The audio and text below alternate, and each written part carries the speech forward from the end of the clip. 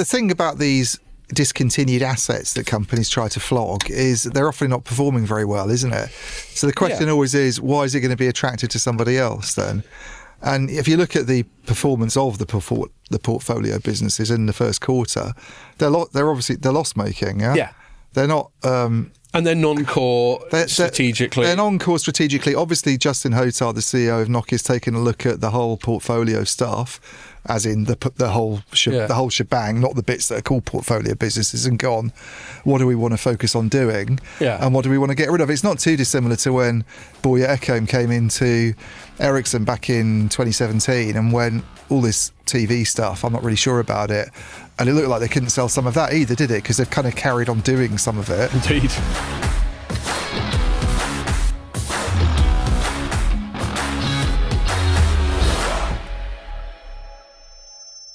Hello and welcome to another Telecoms.com podcast. Absolutely lovely day in London today. 24 degrees, cloudless. Definitely going to have to sit in the beer garden afterwards, aren't we, Ian? We are, though that beer garden's often quite cold, even. Yeah, the Rose and Crown one. Well, we could go to... I walked past the White Hart one, which used to be our local. That was rammed at lunchtime. Mm-hmm. It usually is. If it's not pissing it down, it's usually rammed, which just gives me a sort of wave of affection towards my compatriots that they're all properly on it at Friday lunchtime. Well, they spend half the year looking out the office window going, it's miserable outside, I think I'll just stay in. Yeah, no, they're definitely on it. Sunny. And there was another quintessentially British site of women sunbathing in the pub. Yeah. So what past, now some women, they'd sort of rolled their skirt up, they'd sort of put their straps over their shoulders. They're already going pink in classic British style, but they're sunbathing at the pub. Fucking rock and roll. Yeah. So, yeah. I half expected you to turn up in your shorts. No, Pierre did. Is this your first short day of the year, Pierre? No, but it's the first office short day, yeah. That's what I meant. Okay. It'll be the last one as well for a few weeks, I think. Yeah, sadly. In fact, we got a bank holiday. I never get what this May bank holiday's for. It's not for anything. It's not like in America where they name it after famous May people. Day, isn't it? Oh, so pagan festivals, so dancing around the maypole and stuff. Morris dancing and shit. I bet you're into that, aren't you? I knew that was coming up. That reminds me of my stag do when I got made to wear Morris dancing outfit. Did you? All around Cambridge. Yeah. Excellent. Fell in the river and everything. And I don't think I've ever seen you attempt to dance. No. But I imagine that manifestation of Morris dancing is it's not something that anybody wants to see anybody else do, I don't think. Oh dear. So anyway, the camera is rolling now if you want to. Later. Yeah. I mean, I bet Morris dancing is like Baceno dancing. Yeah. It basically consists of a woman dragging you against all your protestations onto the dance floor, and then you just sort of self-consciously shuffling around. I think you've seen it before on your 50th. I guess. I mean, you probably can't remember, but we were at a speakeasy that turned out to be a much room for dancing mini nightclub, and a lot of the women decided they were going to dance at the end, and the men just do their thing of sitting around drinking old fashions. And when you do dance, it basically consists of vaguely bending your knees in time with the music. Yeah. And counting the seconds until you get distracted and you can sit back down again. Exactly. I imagine I'm probably as good as someone like Jeremy Clarkson at dancing. Yeah, the one and only time I've ever been complimented on my dancing was at my wedding, when we had that song I sometimes say, by the way, which is appropriate for this one, because it is just the two of us, so that's very rude of me, I should say the three of us, but Bill Withers didn't sing that song, I'm afraid, Pierre. No. But that was our song, chosen by my wife Catty, and then we danced to it, and I was obviously in a good mood, and half cut. And I actually did something that approximates dancing. Yeah. People asked me if I'd practiced. Wow. Yeah.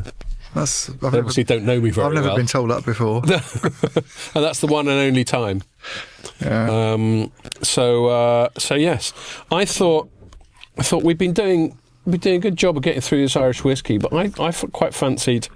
So it's just the two of us. So one of the things I quite enjoy, much as I love and appreciate our guests, is obviously we can be a bit more sort of just random and us two. Yeah. When we're not accommodating someone who doesn't know us.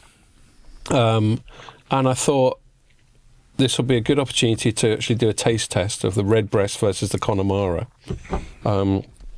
Do you want, in the interest of telecom. in the interest of just Anglo-Irish relations as well. Okay. I think we should start with the lighter one, which is a redbreast, and then we'll have a bit of Connemara after. Is it light? It looks like darker, actually. No, it's a lighter tasting thing. The Connemara is peated. It's like Islay whiskey. I'm surprised there's as much left as there is in. Well, because when I pour it out, I'm not crazy. When I pour it out when we're on the pod, I only give us a little dash. Yeah.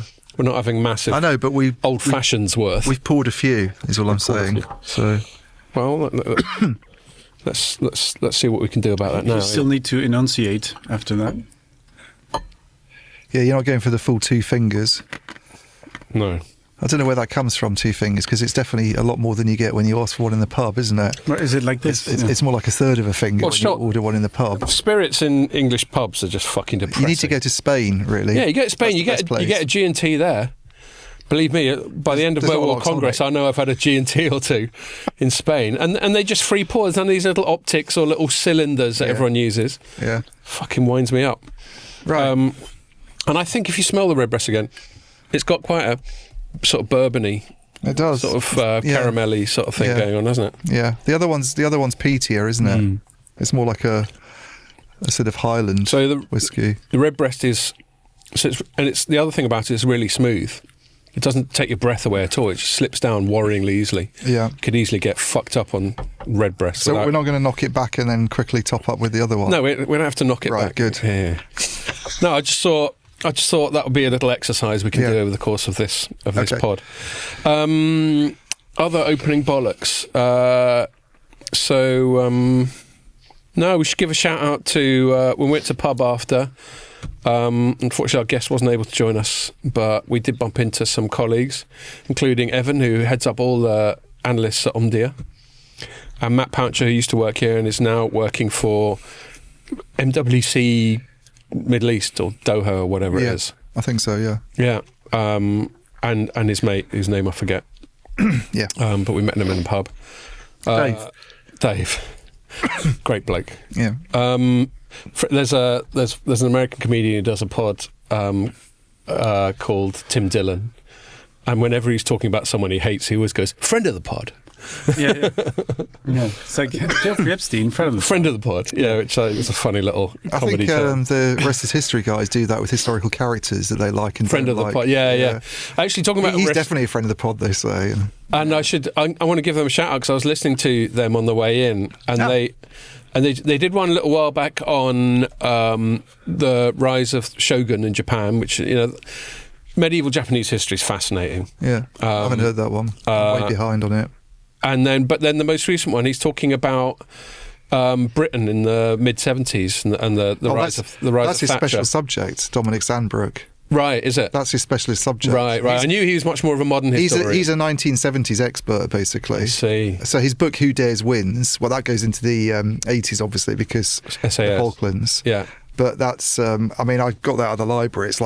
It's massive. It's like a real authoritative period, like the whole of Thatcher coming in and the early 80s. So this is squarely in his wheelhouse. Anyway, it's just fascinating. It's fascinating on several levels. I mean, we're British.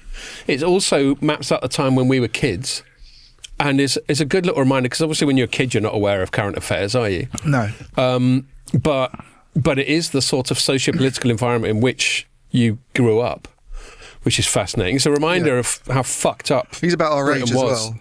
Yeah, I think he's a tiny bit younger. I think he's probably close to your age anyway. But yeah, early 50s.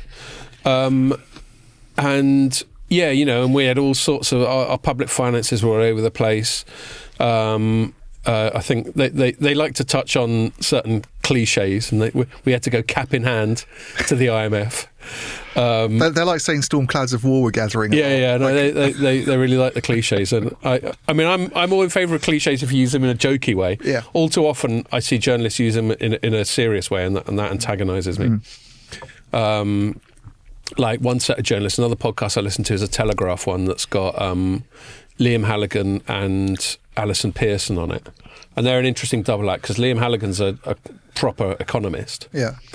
And Alison Pearson's more of an op-ed, sort of very emotive writer. But that makes for an interesting sort of contrast. But God, Liam Halligan leans on journalistic cliches all the time. Right. Sometimes I'm just like gritting my teeth when he reels them off in succession. Yeah. There's going about stock market value being wiped. Well, yeah, wiped is one of my favourites. Yeah, it's just all sorts of things. Yeah. I think one of his ones, I think he styles himself very much as a sort of economic populist.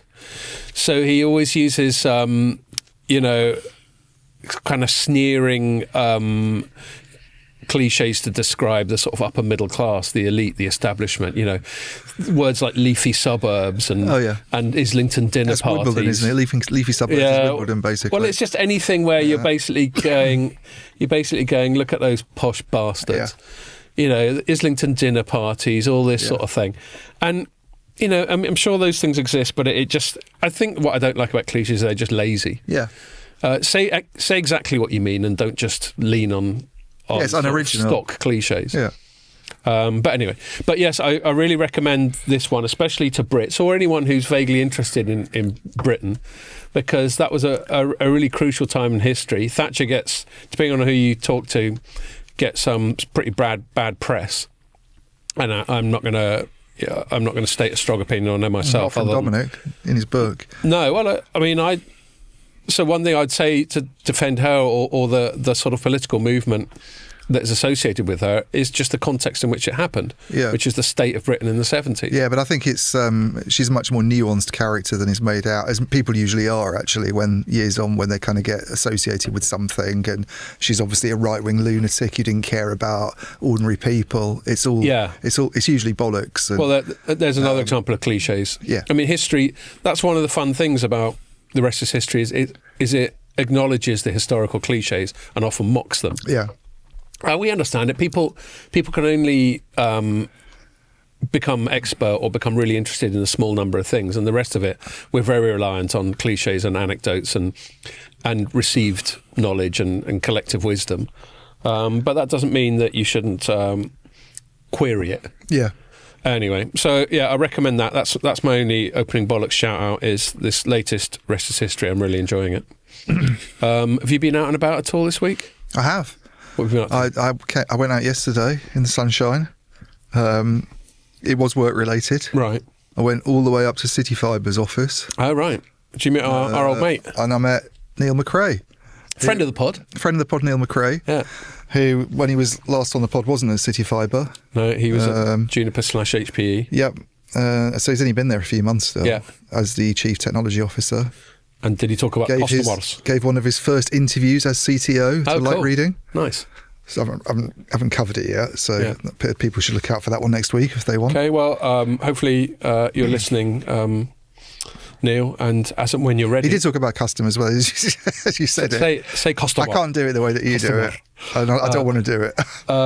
But he is really kind of, and you can see he's quite passionate about it when he talks about it. Totally.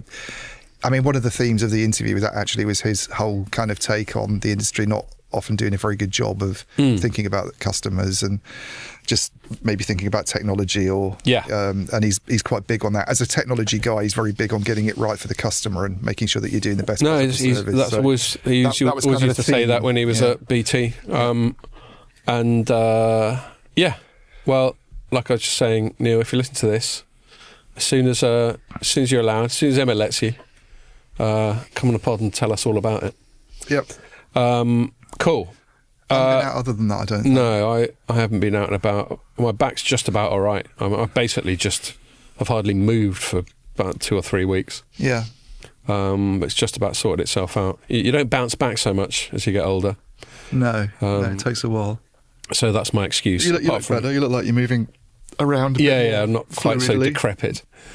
So we'll leave it at that and crack into it. It hasn't been a huge week for news, but we were chatting a little bit beforehand about what we can talk about. There was a Nokia divestment. Yeah, well, we'll talk about that, but we thought we weren't going to do a whole segment on that. No, don't fucking bring it up. Okay, I was just saying. But we could do it as a bit of a sort of pre. Shall I get it out of the way then? Yeah, shall I do it quickly now? I mean, I didn't even cover it, and I think you did, didn't you? So I did. All right then. We'll talk about that. So that was news yesterday, which was it it wasn't the biggest news. That's why if they're selling their whole mobile division or something like that, then obviously that would be the main thing we're talking about. There were rumours about them trying to do a couple of years ago. Once upon a time, yeah. I think those have been sort of... Well, at the end of my story, I said I still wouldn't be amazed to see it happen one day. Who'd buy it though? Well, maybe Samsung. Maybe that's the only way Samsung can get good at networks, Ian. That's kind of crashing one of our main segments. But that's good. I do think Samsung is good at networks, by the way. Right. Yeah. Don't worry, you got plenty of opportunity to clarify. Even though I'm about to sort of say things about them that make it sound, some of it's quite negative, I actually do think the technology itself's not the issue, I don't think. Yeah. Okay, well, let's get this thing.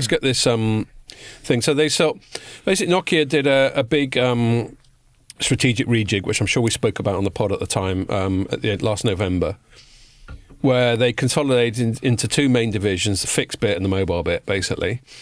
And the last time we spoke about Nokia's quarterlies, we focused almost entirely on the fixed bit because that's the bit that's doing well, especially the bit that connects data centres. Yeah, do you know, interestingly, that you've just said that, I went through the days after the event itself, I went through the transcript of the investor call, which I'd never normally listen to with Nokia because I've usually already written it up. It's much later in the day, US time, and I've already spoken to the CEO by that stage anyway with a bunch of other journalists. Mm-hmm. And every single question, unlike the call with reporters, was about optical. Yeah. Every question was about optical, I think. All anyone gives a fuck about is AI right now. No one asked a single thing about mobile or NVIDIA. It was all the optical side of things. Yes. Which I thought was kind of interesting. Well, presumably most of the people asking it are journalists like FT or Bloomberg types who are more concerned about share prices and shit like that. It's the equity analysts. Yeah. So... And the equity analysts, It's not. There's no Bloomberg or FT on at all. They're on the morning call. Oh, okay, right. Yeah. So the equity analysts, but still, equity analysts are concerned primarily with things that are likely to have a substantial effect on share price. And, totally. Yeah. And obviously, anything to do with AI, its shares are going mental. I just think it's interesting, given if you look at Nokia not as having two big groups, but as having 6 units, the biggest one is still the radio access network side that's what we covered last week. Yeah, it's like more than a third of sales. And I flagged that up in my write-up, actually, from their quarterlies. It's interesting. And so they've got these divisions, and just to stress, all that optical stuff, it's just the only bit that's growing. Yeah. And that's the other thing that equity analysts tend to get preoccupied with is growth. The incumbent size of a division's priced in. That's not going to. They just want to know how much it's changing by year on year. And so when they did this rejig, they did the fixed bit, the mobile bit, and then they did another bit which they called portfolios, which is a euphemism for shit we can't be bothered with anymore. And one of the things within the shit we can't be bothered with division was their fixed wireless access business. Yeah. So presumably that's so what's that then? So that's presumably mainly the sort of the radios that receive the 5G signal and then turn it into broadband. Yeah. Fixed wireless access generally, I presume anyone who's listening knows what that is, but that's people. It's for areas that aren't connected to fibre. Well, do you know what? I wasn't actually sure what they were selling because you say FWA, but presumably... Fibre with attitude. Yeah, presumably a lot of the, when you talk about using mobile and using 5G to provide an alternative to fixed broadband rather than a signal to the mobile smartphone, there's a lot of that equipment surely is not a lot of that stuff the same that you'd use for providing a service to a smartphone. You put up your mast somewhere and it can not only serve smartphone customers, but it can provide the signal that goes to the equipment that's on the the building. I think that's my assumption is it's that equipment. It's the CPE stuff, right? Yeah. Okay. In fact, I think they sometimes talk about FWA CPE. Yeah. Okay.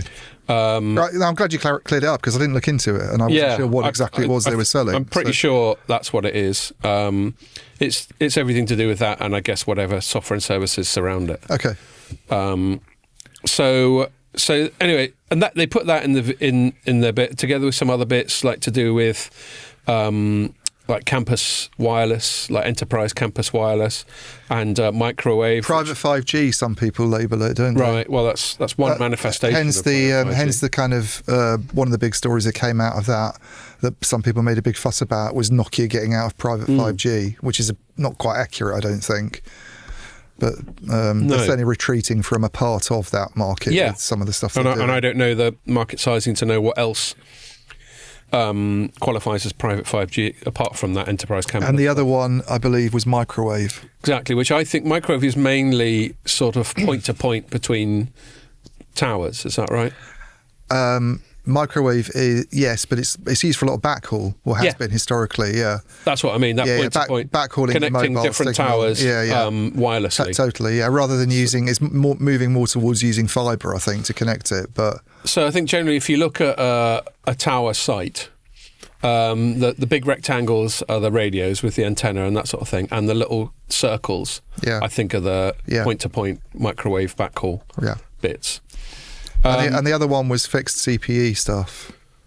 Right. Not fixed wireless access, actually fixed broadband, customer premises like equipment. Like sort of ONTs, that sort of thing. Remind me what that is? Optical network terminals. Right. When you have your broadband network, what they stick on the wall when you do. You've got boxes at either side of it, basically. So when you go through these upgrade cycles, and you go to XGS PON, and then you get to 25G PON, you go to 50G, the sort of stuff that we've talked about with people like Jeremy Shello on here in the past. You don't come along and take the fibre line itself out. That's done, and that'll be there for 100 years. It's the boxes at either end, basically, the electronics. And the one that's on the telco side of it is the OLT, optical line terminal, and the customer premises equipment stuff's the ONT, the optical network terminal. Right. But I think that some of the CPE stuff, which Nokia regards as kind of low margin business that they don't really want to be involved in anymore, that's in the portfolio. So I think that the portfolio. Yeah. I'll revert back to their chosen euphemism. You can see how twitchy I am about all forms of cliche and euphemism. By the way, talking about those fibres, I'm such a sad geek that I was walking the dog the other day and I noticed that presumably BT, because you know how certainly in suburban areas where I live, the fibre's all done over poles. They haven't dug it up. Yeah. Well, even in London, around where we are, it's that way. And here as well has that. And on one of these telephone poles where they've got all this stuff, they just left a bunch of leftover cut fibre in spools just sitting on there. Yeah. Could have nicked it. It's probably worth some money. I don't think is it? You want copper, really, is what you want, mate. Yeah, that's right. Anyway, I had a little look at it. It had Corning written on it. Right. So, anyway, I just thought, God, I'm such a telecoms geek that I actually care. Yeah. But there we are. Yeah. Quickly. Cutting to the chase on this. I mean, maybe we will make it a segment, whatever. We'll see how it goes. Look how ad hoc we are. Yeah. So they put all these things, and they were clearly there, and they weren't particularly disguising it. They were clearly there, fattening them up for market. And then the first one of those they've managed to flog is the fibre with attitude business, straight out of Espoo. And they sold it to. Did you get all this in your story? No, I don't do the NWA illusions. That's just what I do when I've had a sip of Irish whiskey on the pod. Missed opportunity. It is. Well, it's a bit of a risque acronym, isn't it? Yeah. If someone asks you to expand it. Yep. And they sold that bit to a company I hadn't really heard of, to my shame, called Inseego. And I did a bit of research on it, and I saw that Like Reading had heard of it, and Mike Dano, now obviously at Ookla /Accenture, had done an interview with their new CEO about a year or so ago. And then actually looking all the way back, there used to be, what were they called back in the day? Novotel Wireless, which IPO'd. Sounds like a hotel chain. It does. Novotel. There's Novotel, isn't it? Yeah. Novotel actually sounds like a telecom operator. Perhaps that's why they changed the name to Inseego, which doesn't sound like anything. They IPO'd at the height of the .com bubble, and I got really confused. If you look at Google Finance, reading around, their IPO price was $8 a share, but then you go onto Google Finance and go to the peak on January the 19th, 2001. Ah, the heyday. It gives you a share price of $2,204. So what's going on there then? Well, I don't know. I don't know how accurate it is because I couldn't find any stories talking about their share price popping that much. From $8 to $2,200 is quite a big pop, even by .com standards. Yes. So I'm not sure whether Google's fucked that one up somehow. Or maybe it's just I did look back the last 5 years. If you look at the share price performance going back, which is more reasonable perhaps, because 20 years ago it can be a completely different type of company altogether. And they've come down a lot in the last 5 years. Yeah. They've done quite well in the last year. But it's obviously from quite a low level after dropping quite a bit in the last 5. Yeah, they had a nice little spike in 2021. Yeah. So this guy who's relatively new as CEO, and I can't remember his name, but he was brought on last year, as I understand it, to try and sort of turn things around. Yeah, and they've had to reinvent themselves a few times. Obviously, they weren't about fixed wireless access when they IPO'd in 25 years ago. Yeah. So they've had to reinvent themselves a few times, but it's always been about some kind of ancillary wireless stuff, which is why they sort of briefly spiked so much during the .com bubble, because everything to do with comms was spiking a lot at that time. Yeah. And anyway, and then this guy, when he spoke to Mike Dana, he's saying, we're all about the FWA now. So fair enough. That's the whole interview. Sorry, you don't need to read it. I can't hear the acronym without now, thinking of LA the rappers. abbreviation without, And so what I thought was interesting about it in my coverage, couple of things. I thought the interesting thing was it's an all-stock deal. Right. So Nokia's got quite a big share. Nokia's not getting any money at all. What it's getting is 7% of Inseego in return for handing over its FWA business. So they need Inseego to be doing better than they've been doing in the last 5 years. Well, indeed. And then I thought what was really interesting, and that equated to about $20 million. Right. And incidentally, their Inseego's current market cap's about $240 million. So 10% of it would be 24 million, 1% of it would be 2.4 million. If you do the maths, 20 million is a slight premium. I think 7% of 240, I think I did it at the time, would get you more like 16 million. Right. So let's say about 25% premium. But then Nokia went, while we're at it, here's another 10 mil, give us 4% more of your company. Okay. And what I thought was interesting about that, and obviously the way it was spun is like, this shows how really into this company we are, and the usual fluff that you'd expect. Shit. Don't worry about that. But what I thought was interesting, what I speculated that maybe Nokia would rather have had the cash. Yeah. But it didn't get a decent cash offer. And then my further speculation was Inseego still went, we're still not going to do it unless you chuck us another 10 mil and buy some more of the companies. I think that's fairly good speculation. Yeah. Because it just felt like it didn't feel like Nokia wanted to necessarily have 11% of some fixed wireless access company. I thought it just wanted to exit the sector entirely. The thing about these discontinued assets that companies try to flog is they're often not performing very well, isn't it? So the question always is, why is it going to be attracted to somebody else then? And if you look at the performance of the portfolio businesses in the first quarter, they're loss making. Yeah. They're not. And they're non-core strategically. They're non-core strategically. Obviously, Justin Hotard, the CEO of Nokia, has taken a look at the whole portfolio stuff, as in the whole shebang, not the bits that are called portfolio businesses, and gone, what do we want to focus on doing? Yeah. And what do we want to get rid of? It's not too dissimilar to when Börje Ekholm came into Ericsson back in 2017 and went, all this TV stuff, I'm not really sure about it. And it looked like they couldn't sell some of that either, did it? Because they've kind of carried on doing some of it. Indeed. This is getting quite close to the bone for you, isn't it? Because there's people that you know. Forever.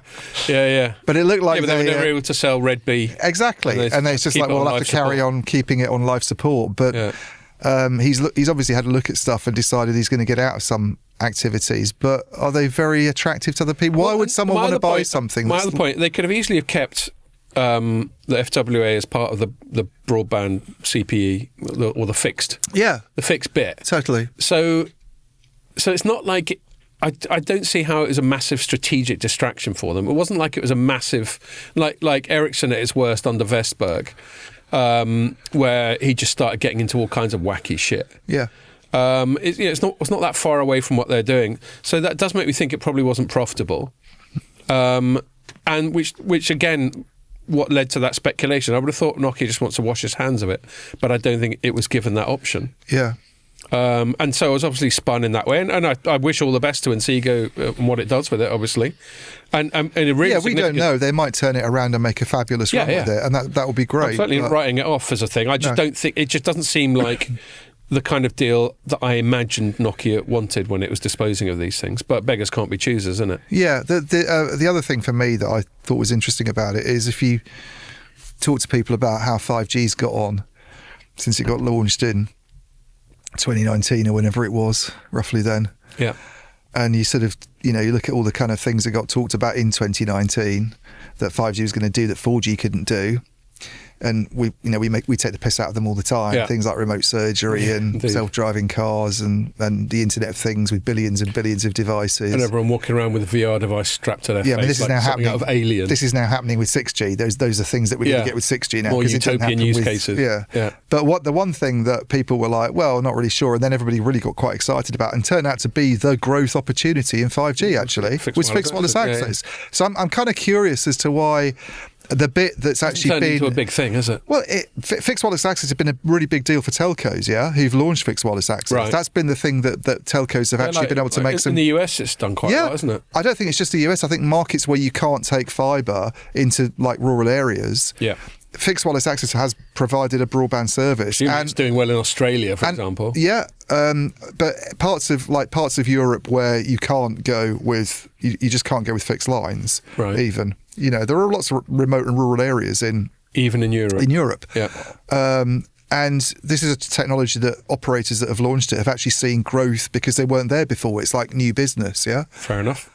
So why is it it's not turning into money for the kit Why is vendors? it not turned into money for the kit vendors? This is the thing. I mean, the dynamics of the market is something I haven't looked into, and what that particular CPE space looks like in terms of who you're competing against. Maybe there were too many companies trying to do it. I don't know, but it's just I'm curious as to why, when people talk about that as being one of the success stories of 5G, why a company making equipment can make money. With Nokia being a converged telecoms vendor, I have fixed and mobile, you'd think that might play to its strengths. Yeah. But maybe it doesn't work that way. I don't know. But if anyone's listening and they've got any insight into that and they just want to sort of write on LinkedIn what they think, and we do get people who do that from time to time. It'd be quite interesting to sort of hear. I'll give a shout out to Michael Roger. He's our most... Michael Rogers does it a lot, regular contributor. Thanks, Michael. You're a dude. But it'd be nice to sort of get someone's views on it, because I've not really looked into it. And I think the thing is, when that announcement came out about we want to get rid of some of these assets that aren't doing so well, it was when they'd done the big deal with Nvidia, wasn't it? It was either then or the Capital Markets Day. Yeah. And all the interest is obviously in either the Nvidia deal or what the optical side of the business is doing. And the whole like discontinued asset stuff is like no one really looked into it at the time. So last decade. Whereas now they're trying to actually sell some of it. All of a sudden it's a news story and it's kind of reasonably interesting. But they're not interesting enough for them to put anyone I'd heard of as their canned comment. No disrespect to you, but Konstanty... I don't know how to pronounce that. It looks like a Polish surname. Owczarek. Ozarek, maybe, something like that. Right. He's the Chief Corporate Development Officer at Nokia, but I'd never heard of... I'm assuming it's him. Again, Konstanty. Could be a she. Might be a relatively new person as well, anyway. I don't know. But anyway, but they were the person who did the canned comment, which, again, no disrespect to them, but it implies that it's not like they had Hotard doing it. Well, but I did notice on his LinkedIn section, and he is Polish. I called the surname right. Good. Well, as long as you see lots of consonants near each other, then as long as you see lots of cheating at Scrabble, chances are it's Polish. But I did notice on LinkedIn, Justin was commenting on it and put a LinkedIn post up about it. So even though he wasn't in the official statement, he actually had several paragraphs on it on LinkedIn. Oh, Konstanty was on the little call they did later in the day as well. Right. Which is fairly short and sweet. Was it? There were not that many questions? They basically just reiterated the top line of the press release. But presumably there were a few journalists on it. well, I was. Right. They opened up to questions. I didn't have any questions, partly because I'd already written my story. Maybe that was the case for everyone else. But there was literally one question. What was the question? Well, actually, it was something that I was about to bring up before we went off on tangents. From Inseego, so we basically focusing mainly on Nokia's side of it. From Inseego's point of view, where it's very significant is, and the reason I hadn't heard of them is they're basically just been selling into the US up until now. Right. So again, it's surprising. You're looking at their share price. Surprising their share price hasn't done a bit better, given that the US is one of the places where there's been a bit of FWA action. So the mystery, the plot thickens.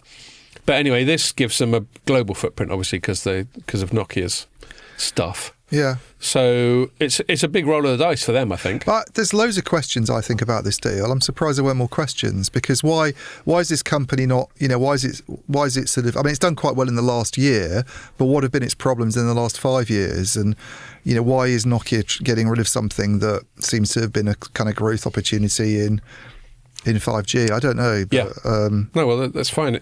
It's fine for us to just chuck questions out there and not answer them on this pod. Yeah, we can get someone else to answer them. Indeed. Or follow up on it, as they say later on. But so, oh right, I think. Oh look, we got. No, I'm just seeing. I googled his name, and I'm just seeing names come up. Is he relatively new at Nokia? Well, let's do his Nokia profile. God, the internet's slow in this office. So he's younger than us. Born in 1979. He brings more than 20 years of experience. Blah, blah, blah, blah. Nokia, before joining Nokia,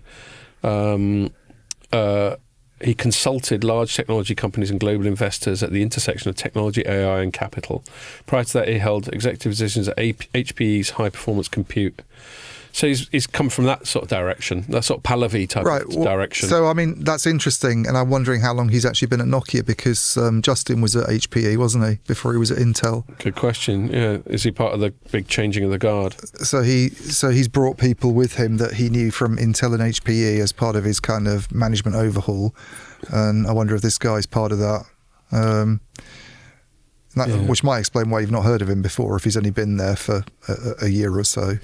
He doesn't seem to have a LinkedIn thing. Yeah, anyway, let's not worry about him too much. No. Fine. So that's the only other thing I'd say. I think it'd be interesting for Inseego. It'd be interesting to see what they can do with it. And maybe as a barometer to answer some of your questions about why FWA hasn't translated into vendor revenues. Well, maybe they'd someone's be a good doing barometer for it. Yeah, maybe someone's doing well out of it. I don't know. But it doesn't seem like Inseego or Nokia has done great out of FWA, does it? No. So that's it. That's why I wasn't sure about doing a whole segment on it. There isn't a lot more to say, other than say keep an eye out for Nokia disposing some other stuff. Yeah. And it'd be interesting to see if it has similar sort of exits, but not really an exit deals like this is. Yes. Because Nokia's still now got a massive interest, a $30 million stake in this area it's supposed to be exiting. Yeah. So that's that really. Let's move it on. Yeah. Was the section that wasn't supposed to be a section. Exactly. Well, I'll worry about that when I'm doing the write-up. By the way, this is going to come out a day later because we got a bank holiday, May Day, when Ian's going to be dancing all day on next Monday, so we won't be publishing it till Tuesday. Yeah. You ever danced around a maypole before? It's very Wicker Man. Yeah. Very phallic. I'm not a fucking pagan.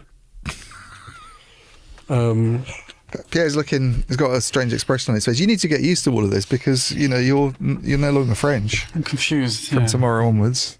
Did you not know about some of that British historical pagan stuff?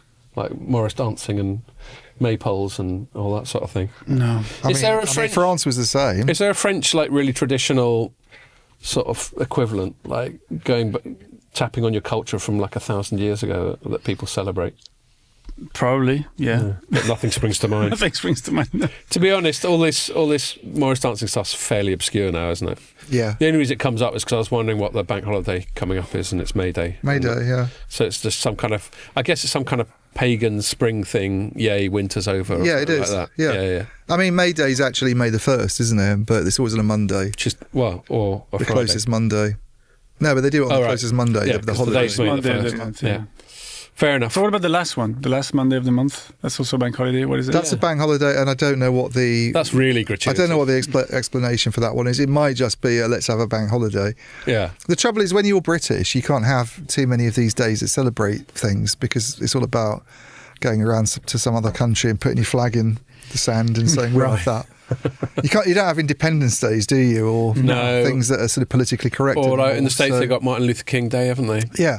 I mean, Battle of Trafalgar Day, you could do something like that, but it's like, well, you just blew up a load of Frenchmen, and Yeah. it's not what you do these days, is it? Celebrating things like that. So, No, so we just have gratuitous ones where Yeah. we just go. But they're clustered. They're not Yeah. even neatly distributed over the year. You can have months in a row where there's no days off. Yeah. And then like April and May where you get Easter and all these ones. Anyway, let's move on. So yes, this is going to come out a day later, everyone. Thanks to that. And thanks for making us go off on that tangent, audience. Stop distracting me. I'm sure it'll come back up again, the May Day stuff. We thought last week we touched on FutureNet World that you went to, and then and there was some interesting interviews you did there. And I'm going to ask you about them, but I think what I'll start by asking you about is we always the last couple of episodes we've done big kit vendor quarterly numbers. Yeah. But what we don't talk about so much, and it's perhaps what we'll debate now is whether or not indeed they are a big kit vendor, is Samsung Networks. Well, I talk about them all the time. I don't know about you, Scott. Well, there we are. I mean, I can't Well, wait this to is why bring I'm them going to up lean with heavily on you friends. for this segment. I think in the world of big kit vendors, depending on whether you include China or not, we've got Ericsson, Nokia, Huawei, ZTE, and Samsung's kind of fifth globally. Yeah. Not in that order. What? Not in the order you just No. Well, said. if you include all countries, it will go. What would it go? Huawei, Ericsson, ZTE, Nokia, No. Samsung, Nokia's bigger than ZTE. even including China. Yeah. Okay. I'm pretty Sorry, sure. Nokia. I'm pretty My sure bad. if you look at not Omdia's figures, and obviously Omdia's figures are the best, but if you look at Omdia's figures for market share, I'm fairly sure it goes Huawei, Ericsson, Nokia, ZTE, Yeah, Samsung. no, I'm sure that's right. I mean, ZTE's significant, but they're significant because of China and some African stuff, I think, really, whereas Huawei's got obviously quite a big presence in Europe still. There's certainly ZTE, in terms of its global reach, it never recovered from that time where America almost tried to kill it. It never, yeah, but even I think before that, I think it never really had a big presence in Europe. I think they were a company that Europeans weren't prepared to use when they were prepared to use Huawei, because they're much closer to the Chinese state. And they've got a Chinese character in their logo. Okay, that as might well. put people off. But they are actually state-owned. They're basically state-owned, Right. ZTE. Yeah. Whereas Huawei is not state-owned, or at least they say they're not state-owned. They're set up by this guy Ren Xingfei, and Yeah. it's employee-owned. That's the Huawei version of events. We can speculate about how much the Chinese government has to do with them and all that. We go down that rabbit widely hole, but speculated. they're not actually. They would not say themselves that they're government-owned, whereas ZTE is government-owned, basically. So. So Samsung's there, and it's been giving it a go. I mean, Samsung itself is one of the biggest companies in the world. Yeah. Incredibly successful and diverse technology company. A lot of people know it for its mobile phones. Everyone probably knows it for its tellies and screens and stuff. People Everyone's know it got for its laptops. Yeah, exactly. By the way, actually, we used to have LG tellies, and one was winding us up. We traded it in for a Samsung, and it's a lot better. We've got Samsung sorry, telly. LG. I bet Pierre's got a Samsung telly. Have you got Samsung telly? It's LG. LG. Oh, he's ruined it. LG makes the actual panels, so Yeah. So does Samsung. I'm sure Samsung makes doesn't panels. LG make the panels in the Samsung TVs? I don't know I that. think so. I think But I think LG. if you said that to a Samsung person, they'd slap your face. No, but LG is are the best at OLED panels, I think. Right. Okay. No, I'm pretty sure Samsung does loads of screens, because when I was a smartphone analyst, they were always going on about these bendy screens that have only just started coming along recently. That was one of Samsung's attempts to innovate. These foldables, these folding Oh, phones, yeah. as they call them. Yeah. And they were talking about things like rollable screens as well. Imagine unfurling it like an ancient Egyptian scroll. Exactly. Because this is really what we need. Yeah. No, I don't like that idea. Well, that just shows how difficult it is to innovate in the smartphone. By the way, space. what I like to, the Apple is heavily rumored now to come up with their own Fold E. Yeah. But they've gone for they call it the passport aspect ratio, which means that folded, it's quite a fat rectangle. Yeah. And once you open it, it's still a rectangle, which is way better for content. I see. As opposed to when it's the square when you unfold it. So anyway, I do find that. And then all of a sudden, by the way, sorry, I don't know if it's Samsung or Huawei. They're also coming out now with their own passport. Why isn't on a bit of a tangent? We go back to Samsung. Yeah. Tangent time. Right. When it's just us, we have more tangent. Why isn't Apple doing a foldable phone? That's what he just said. They're about to. Yeah, they're about to. Oh, okay. Yeah. That's the whole thing. I didn't hear him say that they're about to. Where were you? Yeah. No. I thought he was talking about the dreaming about stuff, but no. It's going to be they call it passport ratio, like the shape of it, basically. So, yeah, I mean, I think when I've seen those phones, the fold-out ones, which, as you say, look quite square. Yeah. But they're still quite impressive if you wanted to sort of spend a lot of time watching stuff on your personal device, and I don't know if I'd do that. No, but then I can. If you look at it is quite impressive technology. And the seam doesn't. No. Doesn't seem to exist. The tech is great. It's just like if you unfold the square and you watch a movie, if you compare the size of the movie on the actual screen versus when it's folded, it's not that much bigger at all. Right. Okay.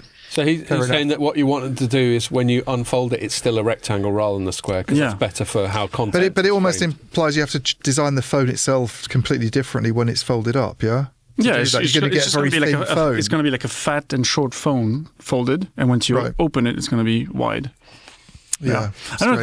People have argued like, a square is still fine for like multitasking, and you could have an Excel sheet open, and really Excel sheet. What are you going to do when you unfold it? Mostly watch video? No, I don't know. Yeah, people talk about productivity and all that. I still don't like that Apple is getting into that though. It seems like they're like, I guess this is something new to do, and they've got a product guy in charge now. So not quite yet, but yeah. Well, when does he take over? End of this year. What's his name? Turnus. John Turner. Maybe he'll turn us around. Hey. They just come out of their quarterlies and they're kicking ass. Things are going just fine. Is that going to get used? It's going to get used, isn't it? Come on. No, I don't put my own jokes in the promo. Come on. No, but like journalists generally, he meant used more broadly. Are going to be throwing that in. You should put yourself in the promo every now and then, Pierre. People have said, Steve knew his job. Tim, cooked. Now cook the will John turn us around? Very good. Yeah, really forcing the plays on words. Yeah, no. Yeah, it's a turnover, though. It's Apple with a turnover. Oh, no. Right, now shut up. Yeah, I'll see myself. Where were we? Yes. So Samsung's good at all sorts of things. Yeah. Fridges. Chips. Well, quite. And then that's the big thing. And then right now, their quarterlies, they're really... So I'm sure everyone listening to this already knows, but because of all these data centers being built, and a data center is basically tons and tons of bespoke computers crammed into one place. Yeah. And so these computers all need a similar array of components to what a PC needs, i.e. CPU, GPU, and memory, both storage and RAM. And that demand for storage and especially RAM, I think, has led to a massive over-demand sort of situation. Yeah. I didn't phrase that very well, but I couldn't think of a better way of putting it. And so, according to the laws of supply and demand, because suddenly there's more demand for it than there is supply, the prices have gone up. Yeah. Which means the people who produce it are basically licensed to print money. Well, do you know what I've heard people comparing it to recently? In our sector, on the telecom side, it's a little bit like when COVID happened. There was that supply chain crunch situation, and prices went really higher, and there were shortages, and it was hard to get things. I've heard people sort of likening it to that phase. Interestingly, when I was chatting to Neil at City Fibre the other yesterday, it's not going to be yesterday when someone hears this, but he was talking about component prices going up. Right. something they're seeing as a it's affecting everyone. Like I think I mentioned on the pod when we were talking about Ericsson, when I chatted to Per Narvinger, he was saying, they're being hit by that too. Yeah, I mean, I think Ericsson's interesting because they were the first ones. Maybe they report a bit ahead of everybody else. Yeah, on the vendor side. So then you're always thinking you're never quite sure at first whether this is an Ericsson problem. And then Nokia said the same thing. Yeah. I don't think they flagged it up in their earnings report, but Justin Hota got asked about it on the call I was on. He was like, "Yeah, it's an issue." It's an issue. And then talking to Neil, obviously, it's like you're getting it from the other side of the customer side, basically. Yeah, you can cost a lot. There you are. And he is a customer of those vendors, so he's sort of seeing the impact. Well, you get a lot of this when people are talking about the effects of all the stuff that's been happening in the Gulf. The knock-on effects of supply shocks, the ripples are just almost incalculable. Yeah, because they affect everything. Especially when you're talking about petrochemicals, because then you've got things like fertilizer, plastics, all sorts of things, and then that affects everything. And anything that affects the cost of energy and fuel then affects everything that relies on energy and fuel, which is fucking everything. Yeah. And the other scary thing is that the inflationary effects of these things are always delayed. Yeah. So even if they sort it out, like it's been a bit quiet this week as far as Iranian aggro goes, hasn't it? Apart from some luxury superliner that's owned by the Russians being able to sail through the Strait of Hormuz without having any problems. Oh, really? I missed that. Yeah, which I thought was quite a funny story. It's like they're totally rubbing their nose in it. Yeah, I think Putin just made a call to the right people, and they went, the people well, on that's board all right. flashing They were on their way past. to Muscat or something. And right. Yeah. Yeah. But it's, the second half of this year, the inflationary side is going to kick in. Yeah. And it's going to be a nightmare. Yeah. Well, so you got like multiple shocks going on. Yeah. Like there's the energy stuff, but there's also the kind of AI demand driving. So beneficiaries of that are obviously people like BT. One thing that's in the news is that their profits have gone through the roof. Who? BP, not BT. Sorry, I was going to say. My bad. Part of me, I don't want to defend them, and I'm like, well, yeah, because the oil went up, doubled. Yeah, I don't get that. I'm not one of these people that when you hear about a company making loads of money that everyone goes, "Oh, they're fucking greedy bastards." I'm a fairly free market kind of guy, and if you make lots of money, then fair play to you. No, what's greedy is that they should they should raise the price at the pump exactly accordingly to how much it's costing them. Yeah, but well, you definitely get piss takes on that, where they'll raise the prices immediately, and then when the prices go back down again, they somehow forget to lower the prices again. Yeah. Yeah, there's all sorts of piss taking that goes on there. But there are regulators. I don't know how effective they are, but there are regulators for these things. But did they say, was it mostly profit from the drilling? I haven't looked into it, but it's just profit that's directly correlated to the price of oil. Yeah, but I mean, if it was like a lot of profit from, sales of petrol, that would be an issue because that's directly... Oh, we see. You're talking retail versus bulk. I assume it's the bulk rather than the retail side where most of the money... Yeah, they're not making money off the back of... I've never done BP's quarterlies, but I would assume most of their money's from the sale of crude rather than petrol stations, rather than selling Scotch eggs in a petrol station. They have that? I don't know the business model. We'll have exactly. to comment on any of this. So, well, let's just ditch that then. So, yes. So Samsung does all sorts of shit, and it's making loads of money from that. But, as we just said, it has been involved in networks for a while. And you wrote a great story this week. Great, not just because you're a great writer in general, but because you did a bit of extra digging around, a bit of extra number crunching. Yeah. So you added some value. So why don't I pass the ball to you? I'll say what the headline is and then get you to tell us what it's about. So Samsung Networks has one of its worst quarters since 5G was born, and that's published today, May the 1st. So, as you said, the headline results are really, really good for Samsung Electronics, of which Samsung Networks is a part. And I think Samsung Networks kind of gets away with not really being noticed because it accounts for such a small percentage of revenues. We were doing the maths on that. We were doing the maths. It's like 0.5% or something of group sales. It's a tiny little. It's an enormous company, obviously, as we were just talking about. It does TVs, does chips.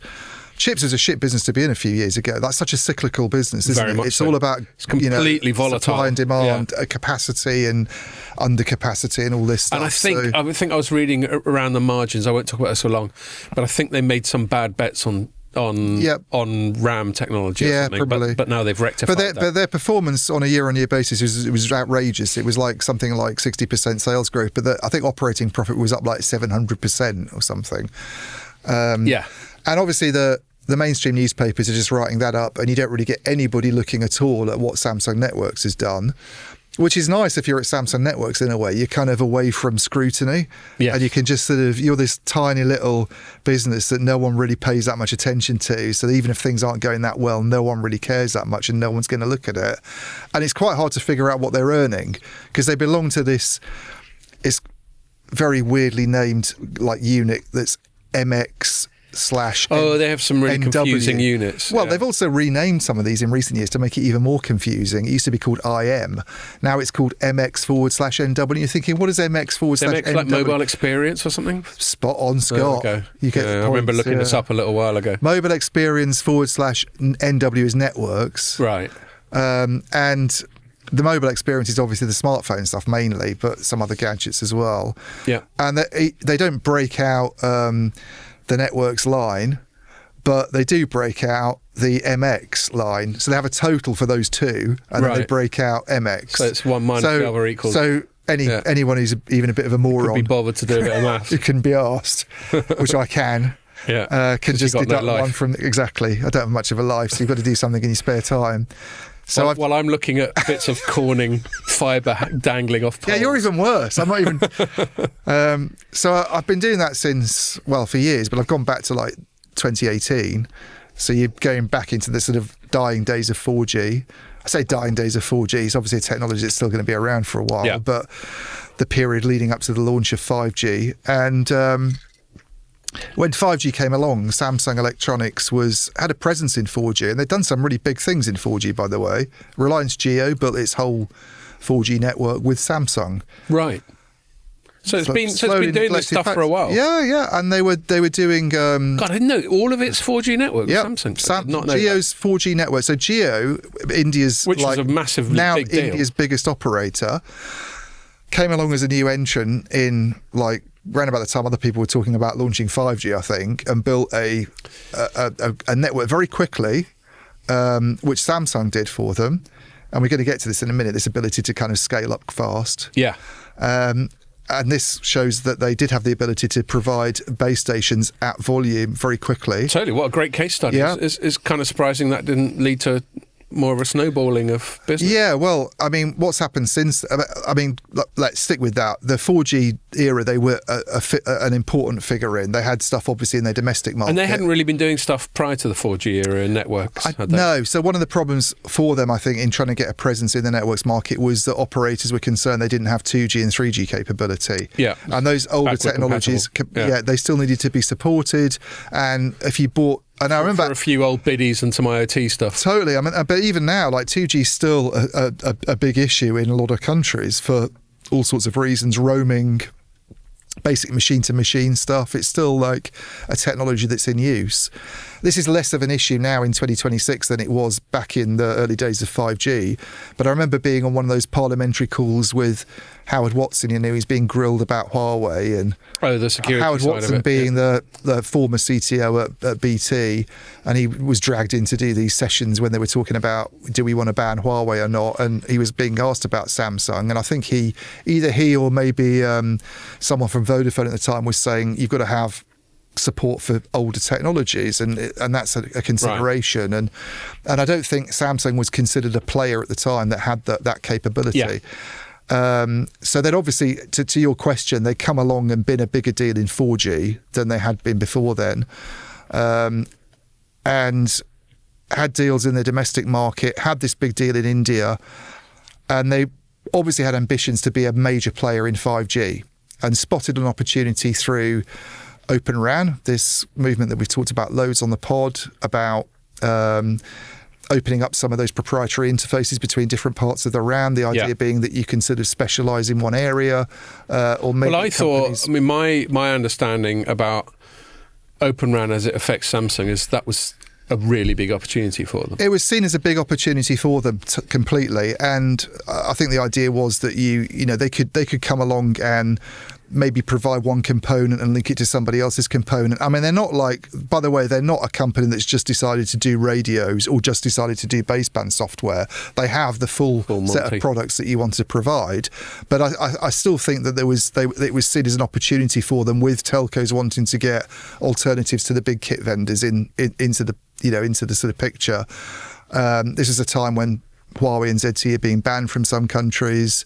Nobody wants to have a duopoly where you can only use Ericsson or Nokia. So Samsung was seen as like, I remember being at an event where Vodafone was talking about Samsung being one of the best alternatives to the Nordic kit vendors. And, they measured up really well. Well, and one thing I will say, by the way, you're talking about operators bigging them up. And I'm sure they were sincere. And I'm sure Samsung is good. And you said earlier, in terms of the quality of their technology and all that sort of thing, it's up to scratch. Yeah. But, and this was something that was always going on with Open RAN in general, and let's just take Samsung as a big proxy for Open RAN in this situation. The operators also saw this as a great opportunity to put pricing pressure on the incumbents. Totally, yeah. Yeah, and so they one of the reasons they would big up Samsung to someone like you or me is so that Ericsson or Nokia would read it and go, oh shit, we better not take the piss on pricing. Yeah. So they saw this opportunity to play a bigger role in 5G, and I think fairly senior executives at Samsung at the time when 5G was coming along were talking about having quite a big share of the market. I can't remember the figures that were being thrown around, but there was certainly more than, their aspiration was to have more than a tenth, I think maybe even more than a fifth of the market in the future. And it's just not happened. So the reason I wrote the story I did and put that headline is there, if you look at their quarterly sales performance on the network side of things compared with what they did at group level, if you go back to 2018, you're looking at 8 years of results. Yeah, so you've got a chart in your story that starts at Q1 2018. Yeah, so that's a lot of quarters, right? And then you've got the first quarter of 2026. I think over that whole period of time, there's only been one quarter where they've had a worse revenue performance. In those 32 quarters, 33 quarters, if you include the first quarter. Oh, that's true, because we've got two lots of Q1s. So 33 quarters of results.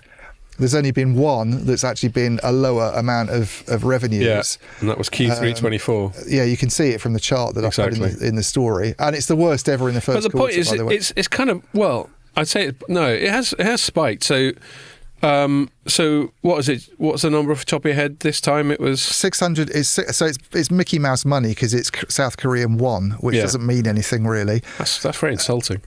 Well, it's like the Italian lira years ago. Yeah, there's so many noughts, billions of wons. It's 600 billion South Korean won, which I think works out to be about 410 million US dollars. So the point is, it was about I don't know, 800 way back in Q1 2018. Yeah, it spiked a couple of times to about 1600, and now it's just fallen off again. Yeah. It had a slight spike the quarter before this, but the direction of travel is slow decline. The direction of travel is slow decline. And I guess if you looked at that chart from 2018 through to where we are now, given this was a company that was talking about 5G being a big opportunity for it to be a bigger player, it's just not happened. It's clearly not happened. They have not become a big alternative to... So why, Ian?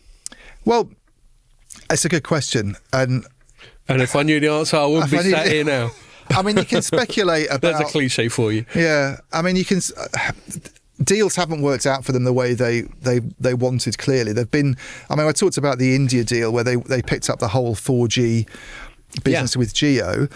I suspect...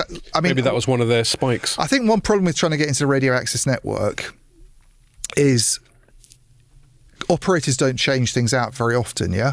Yeah. It's an expensive thing to do. You build a network at scale across a country, and it's a big investment. Especially if you're putting in new radios. You're putting in new radios. You're probably putting in new baseband equipment. You get these generational cycles that come along every 10 years. They're not always aligned with upgrades of equipment. There's a Virgin Media O2 one that's going on at the moment that's sort of between generations, obviously, because we're still 4 years between relationships ahead of 6G. But it doesn't happen very often. If someone's swapping out a vendor, it's going to be because equipment's come to the end of its life. It's fully depreciated. Let's you need talk to replace about, for the sake of argument, a 10-year obsolescence. A 10-year obsolescence cycle, and then you start looking at your options. Is there someone that can offer us something different or improved? Maybe there's some geopolitical pressure to get the Chinese out. That was the big one a few years ago. I think that's one reason maybe that Samsung saw an opportunity. Obviously, totally. People are taking out Huawei in European networks. So that's the point. So there were two distinct opportunities. There was the replacement, the rip and replace thing with Chinese vendors, and then there was Open RAN, all that sort of thing. Now again, I don't expect you to have a definitive answer, but can you speculate about why Samsung, this very competent, very big company, has failed to make much of an impact in this market that is devoted quite a lot of time and effort into? Because I think that is the reason people aren't replacing stuff much. Right. And I think the early days of 5G, when we were talking about a lot of those concerns about does Samsung have the full set of products that it needs to have to be competitive, and those conversations were going on about banning the Chinese vendors. Maybe that just came a little bit too late for Samsung to get its foot in the door completely. Maybe if that had happened a couple of years earlier, it might have been able to dislodge Ericsson and Nokia in more networks. I don't know. And then it could kind of build a position from there. And Ericsson and Nokia are very good.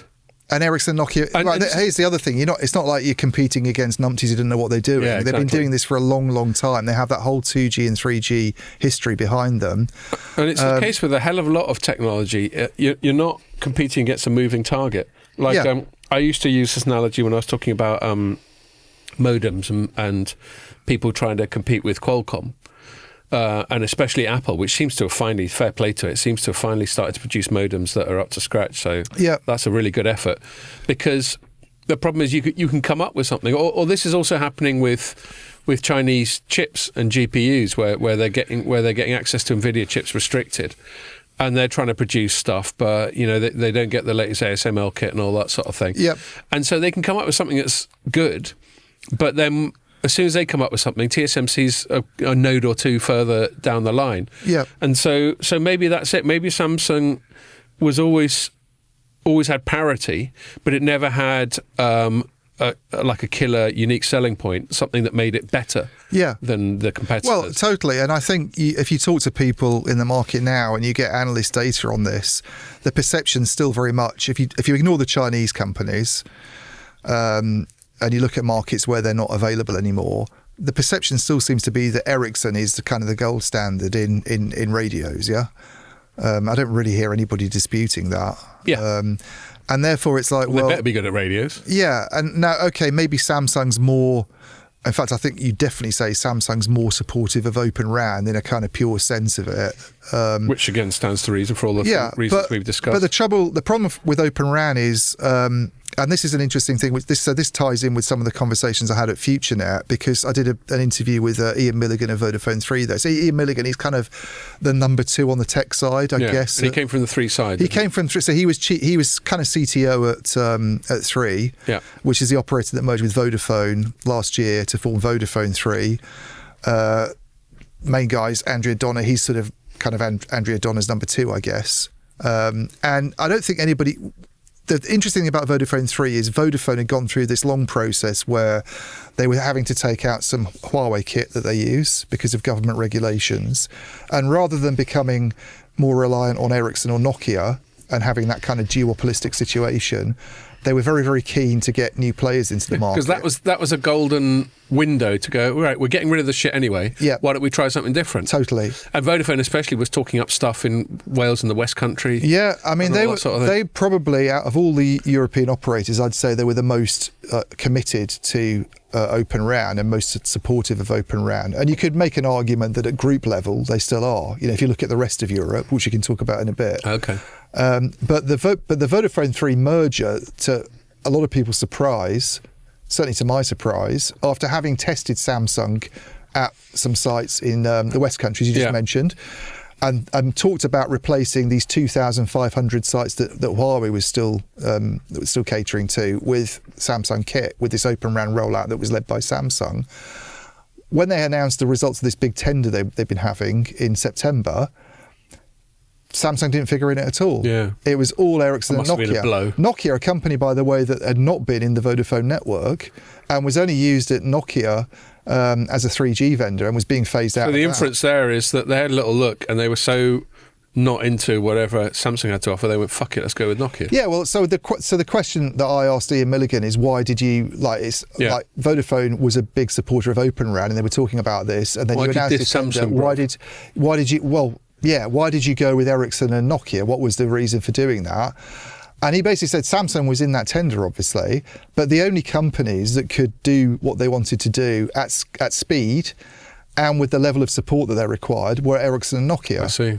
Now, he doesn't speak for the entire market. That's just one operator's opinion. But it's quite an interesting take, given that they've got these very rigorous deadlines they need to meet. So there's several deadlines that Vodafone 3 has to meet. One is, by the end of 2027, they can't have any Huawei kit left in the network at all.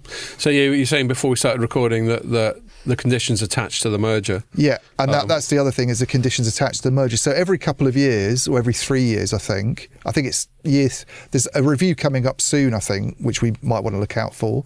Okay. It's 1 year after the merger went through. Like how are they doing? Sort of report card type of thing? Yeah, so I think people were saying there's all this concern when you allow a mobile merger to go through that you're losing a competitor, and does that have an impact on service quality and consumers and pricing and all this stuff? And what Europe's tended to do in the past is, if there's a merger happening, they'll require you to sell spectrum to a new entrant, and you bring another player into the market, and therefore you kind of preserve this four-player situation. It kind of defeats the whole object of the fucking thing. It kind of does from the perspective of the merging players to some extent, yeah. I mean, they're, a lot of the time I think they're thinking, well, let's not worry about it too much because it's a tiny little player and we can soon see them off. Unfortunately, the example of Italy. Yeah. where France is another Iliad good came example. in. Was that Iliad as well? Free? It's been Iliad, Yeah. I think, pretty much, is the one that's been incredibly disruptive in terms of putting pricing pressure on the companies and almost undermining their mobile markets, really, I think. Yeah. But what they didn't do that in the UK. They wanted to have it as a three-player market, they decided. And therefore, instead of forcing the company to give up spectrum assets and get another player in, they attach these kind of, I think they're called sort of behavioural remedies. Yeah. And what it essentially means you have to meet certain targets on. It's like you're in trouble at school, isn't it? Yeah. It's like you have a report card. If you manage to not batter someone for a week, then you get a gold star. Yeah, so you come and show your report card every now and again, and they go, oh, you've activated this number of sites, and you've put this spectrum into use, and we're going to keep monitoring you every couple of years. And like joking aside, the behavioural remedies were felt like a softer alternative to structural remedies, weren't they? Exactly. Now, the concern about behavioural remedies is, I mean, one of the things that I think I remember writing about at the time is if things aren't going that well in the market, or there's some reason why they have to cut spending, or, I don't know what the market dynamics might be, but you're kind of bound to investing a certain amount every year, yeah? You can't really, you've got less freedom to kind of alter your capex based on what might be going on in the market. There are presumably significant penalties attached to you. And there are penalties attached to you. I mean, I don't know what those penalties would be, because obviously if you kind of penalise a company so heavily, you're kind of punishing its consumers at the same time. That's I know, but from a PR point of view, if they let them get away with it, that would be bad. So well, it'd be bad from an industry perspective, but yeah. But anyway, the point is they've got these rigorous targets to meet. They've got to get rid of all the Huawei equipment by the end of next year, and they have to meet these rollout targets for 5G and get it up to a level that's much more extensive than it is at the moment in the Vodafone 3 network. The whole thing's incredibly complicated. Yeah. Because you're bringing together two networks that use different vendors. The story I wrote on it took me longer to write, I think, than just about anything I've written for about 2 months, because there's so many moving parts. And there's plenty of substance to the story. What is that, like 1,000+ words? Yeah, and there's a lot of, I think it's quite, I mean, you don't want to sort of blow your more own, than 1,000 words, isn't it? You don't want to blow your own trumpet, but I think it's a fairly good description. I'll blow your trumpet. I think it's a fairly good description of what's going on. Fucking great effort, mate. Just on the how many sites they need to have and what vendors they're using and who's going to be in what area. But the point about Samsung is that Ian Milligan essentially said, without actually slagging off Samsung directly, which he's not going to do in front of someone like me, he basically said, yeah, they were in the tender, but the only companies that really had the ability to meet the targets were Ericsson and Nokia. Now, one interesting thing is, Open RAN, when Vodafone was talking about doing all of this, what they wanted to do was take a lot more responsibility for the systems integration side of things. Open RAN's all about, we get a radio from one vendor and we'll combine it with baseband from somebody else and we'll put some apps on top. Like you're someone who's building a PC from home. Exactly. Sort of so thing. you have to have those skills to combine, to put that stuff together. You have to be a master Lego builder, basically, and put all that stuff and have the skills to do Otherwise that. known as a system integrator. A systems integrator. And you were at press conferences with me years ago when Johan Weiberg was CTO of Vodafone Group, and they announced that plan They're to investing in lots of techies. add 7,000 software engineers to their workforce. I don't know where that program is. I mean, we're obviously only talking about the UK business here, not Vodafone Group as a whole, which we'll come back to. But instead of doing all of that and having a lot more people internally involved in doing this site stuff and joining things together, they've almost gone the complete opposite direction. Yeah. So Ian Milligan said, a lot of the stuff they used to do internally, a lot of that work is now being outsourced to Ericsson and Nokia. Yeah. And they've been able to combine teams and reduce the team that they've got because they're relying more heavily on the Nordic vendors. And the suspicion's going to be, does Samsung have even though it's got very good technology, by the way, no one's querying their tech and saying it's crap technology. I'd be surprised. No one's querying their tech at all. Yeah.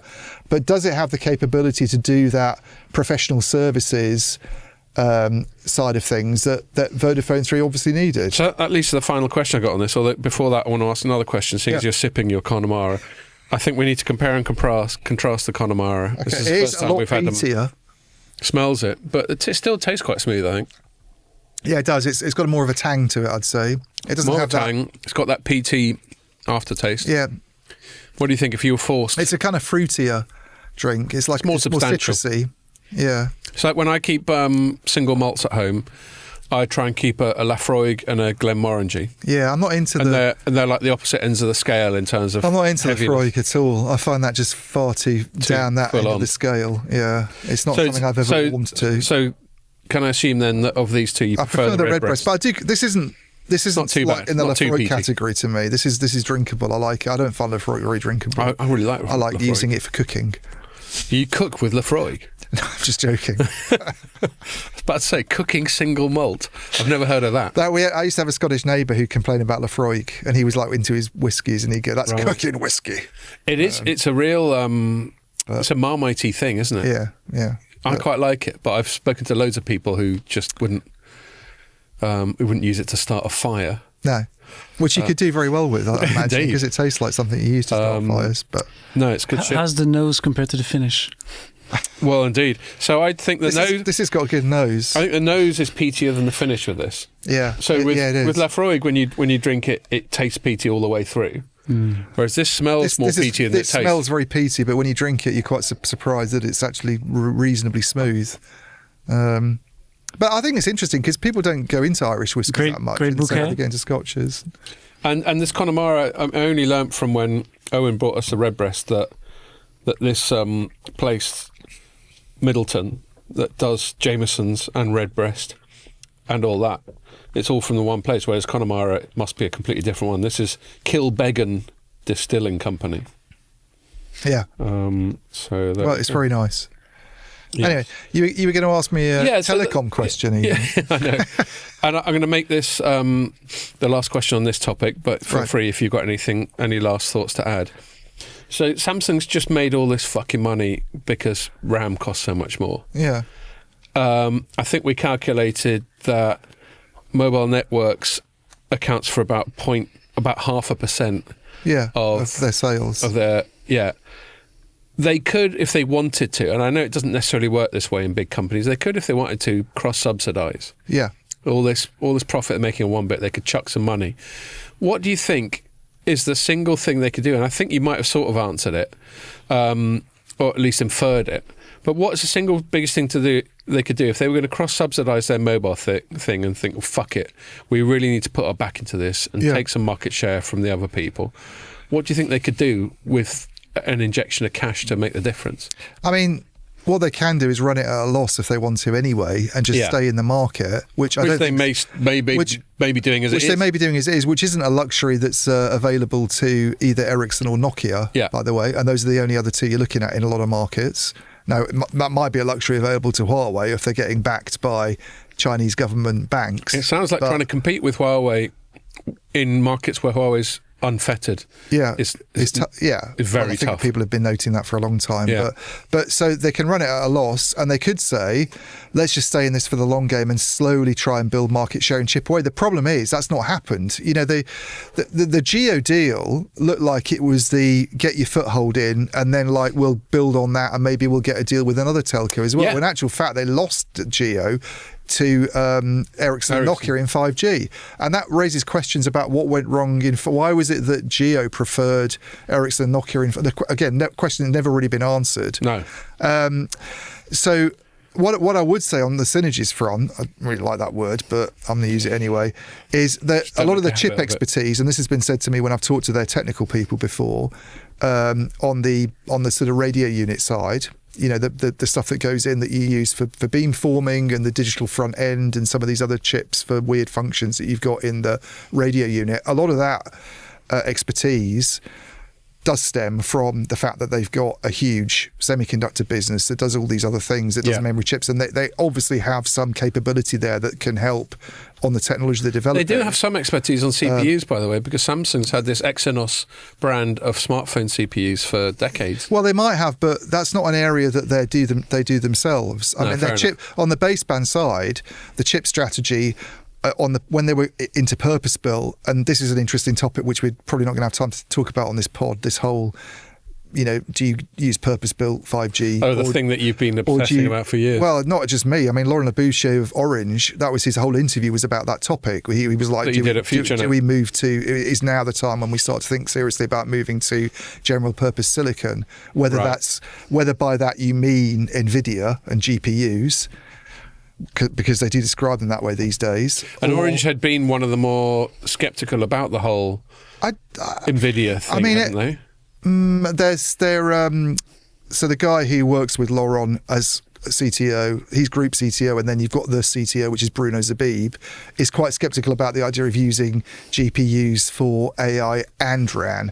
So the whole, you know, put it in a cell site and sell some inference at the edge to sell GPU as a service to other companies. By the way, Laurent Leboucher is quite sceptical about that as well, I think. He's more interested in... Most people are. I think he's more interested in the idea of could you use the silicon as a platform to provide RAN compute? You know, if you can get a version of a CPU that's like lower cost than what you're putting into hyperscaler facilities. A GPU, sorry. But he said the question is it better than a CPU? You know, and he mentioned Samsung in the conversation I had with him, that Samsung's very much into general purpose compute. So their whole strategy is based these days very much around their partnership with Intel on virtual RAN. They are basically a virtual RAN company, Samsung. But to go back to the synergies thing, so they've got this, they're part of this massive group, and they could just run it at a loss and try and slowly grow their market share, but it's clearly not happened so far. And I think the trouble is, where are the opportunities at the moment? There's not that many that are in profitable markets. If you look at the US, they're in with Verizon, and they're the number two there after Ericsson. And as far as I understand it from some data I've got, they're about 40% of the network, or have a contract to be 40% of the network. That's big. But the only other two options Dish collapsed last year. Dish Network, that was a Samsung customer. They were going big on Open RAN. So their only other options there are AT&T and T-Mobile. Now, the problem with both of those two, AT&T has basically gone all in with Ericsson. Yeah, as they did, 2 or 3 years ago? 2 or 3 years ago. And it's very unlikely that they're going to be pivoting to Samsung. And I find it very, very hard to believe that Samsung radios would be used with Ericsson baseband. I think those Open RAN deals aren't going to involve the tier ones. I mean, you were ahead of the game when that AT&T deal was announced, and I remember, and when we spoke about it on the pod, but it's worth a recap. They announced it, and it was a really big deal, and Ericsson was very excited because they got this big win with AT&T. Yeah. But they'd framed it as an Open RAN thing. Yeah. And it was... And you quite rightly pointed out in your editorialising about it that how is it Open RAN when all the kit, all the system integrating, everything is being done by one person, calling it compatible and compliant. isn't a very big deal. And I remember I was at an Ericsson dinner, which you didn't attend. And I remember there was some muttering from them about how you were sort of raining on their parade. But you were accurate. But it's kind of happened. I mean, they have some Fujitsu, or as they call themselves now, Onefinity, in the network for small cells. They're a tier 2 player, in the RAN. I don't envisage a situation where Ericsson would collaborate with Nokia to provide, Ericsson's baseband is linked to Nokia's radios. I just can't see that happening. And I think what Ericsson primarily, but Nokia as well, have done a great job of is when the Open RAN thing started, and there was all this talk of opening it up, and let's not forget, one of the big selling points behind Open RAN was that it would introduce competition into that environment. Yeah. And they walked the tightrope very well, because it's obviously antagonistic, hostile to their business model, their monolithic business model. But they weren't stupid. They didn't just go, fuck Open RAN. Yeah. They were like, we will do what our customers want. And they sort of played it cool. And quite rightly so, because how suicidal would it be for them to say, we're not going to do what our customers want? Of course they're going to do what our customers want. But then behind the scenes, they will have been going, look, we could do it that way. I'm totally open to it. Yeah. However, if we do it this way with just all our shit, it'll be this much cheaper and this much smoother, and you'll have this much of a better SLA or whatever. Well, I think what both the Nordic vendors have done is they've sort of discreetly hijacked Open RAN. Yeah, they're sort of flying the plane, but no one really realises that the pilot's been replaced by someone else and then killed it off. Exactly. And I think they've done it smoothly. Yeah, but very European. Yeah, totally. Yeah. But I think so just going back to the US market, and there's one more thing I'll say, and then we can move it on. But the other company's T-Mobile. Now, the trouble with T-Mobile is that you've either got to replace Ericsson or Nokia in that network to get a kind of foothold there. Ericsson, I just struggle to see Samsung dislodging Ericsson in T-Mobile's network because... Or anywhere. Because they're kind of viewed as the gold standard. I hate to say it. They're still kind of viewed as the gold standard. And back to my previous point about how you can even get to parity, but you need more than parity to swap them out. Yeah, exactly. And then Nokia will fight tooth and nail to hold on to T-Mobile as a customer, because that's their most important customer in the whole world on the mobile side. Yeah. And they will fight tooth and nail to hold on to that customer and do whatever they have to prevent Samsung getting in. And the other problem is the CTO of T-Mobile, John Saw, seems to be captivated by this idea of using GPUs for RAN software, and which is very much a Nokia story at the moment, more than it is, I would say, an Ericsson or a Samsung story.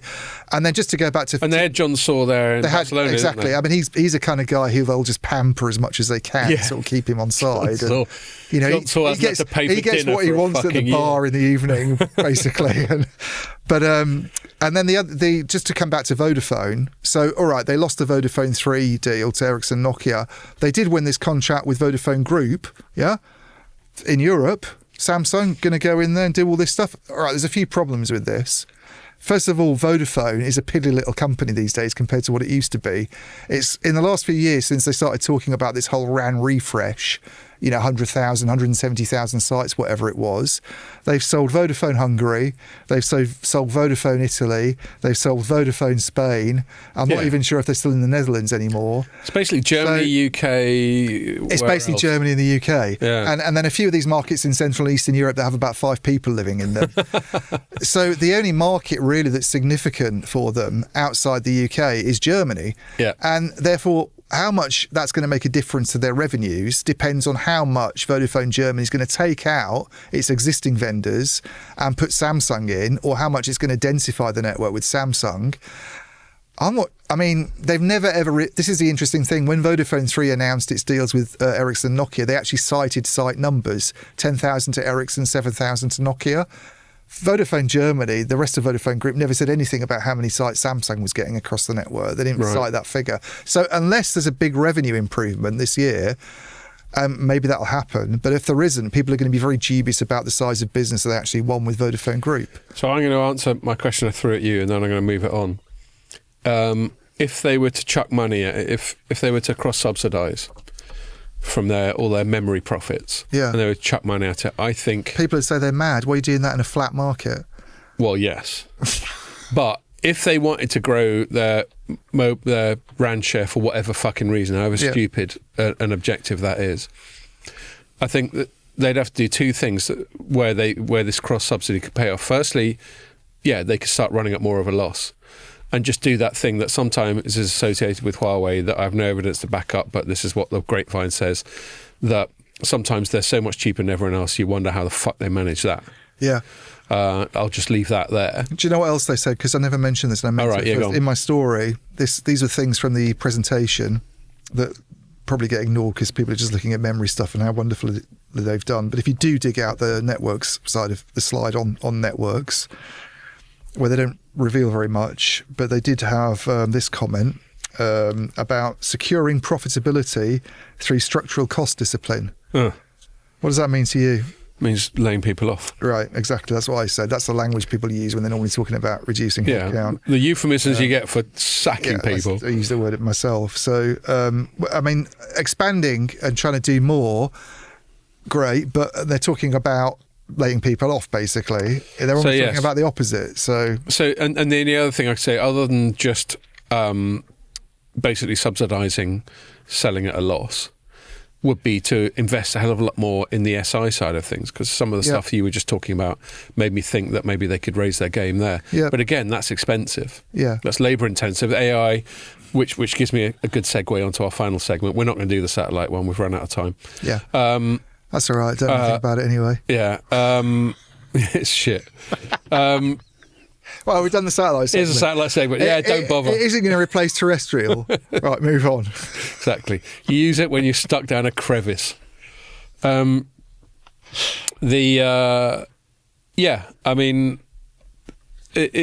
from what you were saying, they need to be able to just do all these things that Ericsson's done well. Yeah.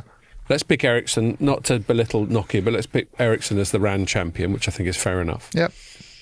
Whatever they've done well on the SI side of things, i.e. the implementation and all that sort of thing, they could chuck money at that. But as we said, which is what we led to that premature AI tangent, that still involves human beings and will be for quite a while. And not just normal human beings, but expensive, techie, very competent human beings. Yeah, people have to pay a lot of money to. Exactly. And it sounds like from what you just said, they're not going to do that. So, so my inference from that is... that chart you got in your story, I can't see a sudden spike upwards. It's a good chart, isn't it? It is. Nice one. Yeah. You give good charts. I know how to use my Excel buttons. Okay. Let's move it on. Can we just have a quick break? Yeah, come on. The final section. Let's do that now. Go on. So, for the sort of Scott Bacino self-indulgent segment, I thought I'd reflect on a story I wrote at the start of the week. What was it? I'm sure I've got it up here somewhere. There we are. I did something I don't normally do, which is put a question mark in a headline. The reason I hate question mark headlines is because they often they're used as a way of making a statement but hedging your position. So like what should be a statement, like, this thing is all bollocks. Someone will go, this thing is all bollocks, question mark. And that's their way of hedging their position and being able to back out of it. I think you should, if you're going to make a strident statement, then you should say it in the headline. Commit. And exactly. Commit to the bit. Question mark. Yeah, exactly. Rather than saying Apple is shit. Is this the new trend? But I did it this time because it was a legitimate question or I suppose a rhetorical question. But I said, what use are statements of AI principles? Yeah. So that there, in my defence, I wasn't replacing something. I suppose I could have said a statement that says statements of AI principles are shit. But I was definitely trying to beg the question. Anyway, what led me to beg that question in my subhead, I said, US AI giant OpenAI has published a set of principles by which it governs its own activities. And then I said, but words are cheap, especially when there's no way to enforce them. So when I came out with these 5... AI companies are doing this all the time these days because there is so much, and this is the broader topic that I think is fun to discuss, there is so much public angst about not just the more like Terminator, Skynet, dystopian side of it, but also just what effect it's going to have on society, job losses, that sort of thing. And so they're constantly fighting this rearguard action to go, no, all we care about is the greater good of mankind. And it's like, fuck off. Yeah. I don't believe that for 1 second. You, like every other for-profit company, which is interesting because there's a court case going on this week where Elon Musk has taken Sam Altman to court for turning it into a. And I'm not necessarily pro Elon Musk on this. It seems like quite a frivolous lawsuit in some cases, but I do like the fact that they're being held to account. It's called OpenAI. It's never been open. No. It started off as a non-profit. It pivoted into a profit. And Musk saying, well, how come? Yeah. And how come you couldn't tell any of the original stakeholders, of which he was one? Yeah. Anyway, and so when something's for profit, we all know how this goes. You can say all the most groovy, fluffy things about how you just want to make the world a better place, but the immediate incentives for any for-profit company, or even non-profits for that matter. I by the way, I don't know if you've read the book Supremacy on which is written by, I think she's at the Wall Street Journal, Palmy Olsen. I'm not sure if she's at the Wall Street Journal or Bloomberg. I've met her. Bloomberg, is she? Oh, you met her, have you? Yeah, just fleetingly at a trade show once. We had a little chat. Oh, interesting. Okay, so I read her book, which is about Demis Hassabis and Sam Altman, like comparing the two and their story. And because Elon Musk figures quite prominently in that book, obviously, as someone who was like courting both of them in the early days and then decided he didn't like them because they didn't do things that he wanted them to do, essentially. But the OpenAI side of things, really, if you look at it from Sam Altman's perspective, and she'd obviously sort of talk to people there, is that they just weren't moving quickly enough for Elon, essentially. And it's not his ethical principles. No, I don't believe clearly. That for 1 second. I mean, no one would believe that with this guy anyway these days, but he just wanted them to make money for him, I think, and do things the way that he wanted so the only thing, done. If I'm going to speculate about Elon Musk, and I know you're not a fan, I think you've called him a bellend or worse to that effect on this very pod. No, you called him a knob. I'm not sure that he has very many fans these days, I think. Well, I'm not, I wouldn't say I'm a fan, but I don't mind defending him. I can still respect him as somebody who clearly has a big kind of tech, like quant brain. That's the only point I'm trying to make. I don't think he's driven entirely just by profit. I think he does have a bigger picture thing going on. Yeah. Now, profit's there, obviously. Unfortunately, his bigger picture thing isn't particularly attractive. If that's a double entendre, then maybe I agree. But I think his bigger picture thing with AI, I mean, I don't know. I'm not inside his head. I've never met him. I don't know him. I just know his public profile, same as everyone else. But I think some of the stuff he does, for example, when he bought Twitter, that clearly wasn't profit driven. No.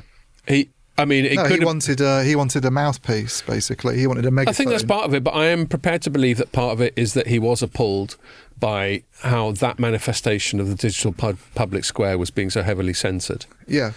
Well, I think he was appalled by the fact that there was a platform out there that was skewed to political, that could have been part of it. Didn't like. I think that could have been part of it, but I don't think he's necessarily tried to turn it. Obviously, he uses it as his own platform a lot, like Donald Trump uses Truth Social. Yeah. But I don't think he tried to turn it into a, whatever you think his politics is.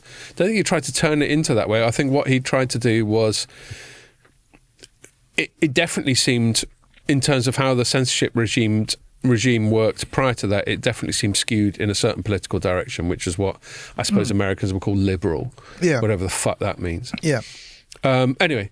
Now it's skewed in the other political direction. Yes, it does seem to be. Whether that's by design or other, that's the only thing I'm quibbling over. Yeah. I don't know. But like bringing it back from that tangent, so we had these OpenAI principles, and I presume you're no less sceptical about Sam Altman's motives than you are Elon Musk's. I mean, I think one of the reasons I don't like there's all sorts of reasons why we can complain about AI and be concerned about it. Like, we can list them off. Like, we've talked about cognitive impact on your brain, about, what do people do if they, if they're not doing some of the things that generative AI is being aimed at. one of the reasons I'm concerned about it is because it all stems from a small cluster of people with very strange ideologies to do with things like effective altruism. Yeah, and totally. I agree with you entirely on they that. are quite a bunch of weirdos, and I'd actually lump Yeah, Elon they've got Musk a fucking God complex. and Elon Musk, quite frankly, Yeah, whatever totally. you say about him, he's someone with a God complex. I'm not going to disagree with you on that at all. I mean, okay, And it's look, just different varieties of the same mania. it is. I'm not so naive to think that businessmen in the past, going back to the days of Rockefeller and everything, that they were all out there to help people and be altruistic and everything. But I think really powerful people throughout history have thought they have. But these guys have a power these days that I think is much more troubling than what John Rockefeller had when he was only in the US and it was money. It was only in the US. It was only energy markets. Yeah. He wasn't like a big media mogul or something. And then he could go and voice you heard all open the up like skyscrapers and totally do philanthropic stuff. But even then, they were trying to bring him down to size and do something about him in a way that these guys have been just allowed to sort of, they're so massively influential across the whole planet. And this technology that's being kind of, imposed on us, I think, by companies and governments now, and no one's talking about ethics in the way they were a few years ago. Everybody's worried about falling behind. Well, that's kind of what I want to talk about right now. Everybody's worried about falling behind. So they're all like, companies are saying to employees, you need to make use of this, you need to take advantage of it. And if you don't, you'll be in the Stone Age. You'll be in the And where does it all come from? It comes from this small cluster of people with very, very strange ideas about the way the world should work. And very distinct incentive structures. And I think it's a really odd thing for us to be embracing. Yeah. Okay. So for that reason alone, not. I agree. I don't disagree with anything you said. But bring it back to my thing about my begging the question in my headline at the start of this week: what use of statements of AI principles? So there are 5 principles that Sam Altman did in this thing that he published. He said democratization. I'm just going to read them out as quickly as I can. After several cans and 2 Irish whiskies. Democratization. Key decisions about AI are made via democratic processes and with egalitarian principles. I mean, that by itself, you're like, yeah, really? Who said this? Sam Altman in his piece about principles. Right. So that's principle This is what 1. he thinks should happen. This is his stated principles about how OpenAI is going to go about its fucking business. Okay. And we just trust it to do that? Well, no, of course we don't. That's why I'm bringing it up, aren't I? Okay, I get where you're going with this now. I'm not just going to, Ian, just fucking take this and shut up. I'm challenging you to push back, which I'm sure you will. Yeah. Number 2, empowerment. General sentiments along the previously stated aim of bringing meaning to our lives. Right. Oh, sorry. By the way, when I'm reading these summaries, these are my words. This is me summarising what they say. Yeah. So... don't push back too hard on the precise wording of it because this is Scott's paraphrasing. Okay. General sentiments along the previously stated aim of bringing meaning to our lives. You can tell the sarcasm's already creeping into my paraphrasing. Plus a general aim to minimise harm. So that's the empowerment bit. 3, universal prosperity. Similar stuff, but with more of a focus on ubiquity and the importance of building loads of data centres. 4, resilience. More harm reduction, this time somehow enabling, quote, society, close quote, to collectively decide on the best path forward. In practice, this seems to mean government and regulators. So when people talk about society, they're not just talking about direct democracy, where you and I get a say in it. Yeah. They're talking about our proxies, which is principally government. So this is just your classic. I mean, some people will point out this is a fascistic thing. The big conglomeration between big business and government. Anyway, and so then, what's he saying? He's saying that. So he's saying resilience means this harm reduction is going to be brought about by enabling society to collectively decide. And my interpretation of that is by society he means governments, exactly, which isn't direct democracy. No, it gets imposed on you. No. I stress. Yeah. I only brought up direct democracy because that's something that I think win is over Keir Starmer and get him to sort of or win over Donald Trump or whoever. Donald Trump. Yeah. Gives a fuck about Keir Starmer. It's Donald Trump he's got to win over. No. Yeah. Sure. But Yeah, okay. He doesn't. No one gives a shit about Keir Starmer compared to Donald Trump. But if you're looking outside the US to big economies, Keir Starmer to me is a classic example of what's Emmanuel happened with the Macron, whole whatever. AI conversation. I think, which is the previous government, Rishi Sunak, that's much mocked. Maybe not mocked as much as it used to be now because we've had Keir Starmer for a little while. We've got a new Aunt Sally.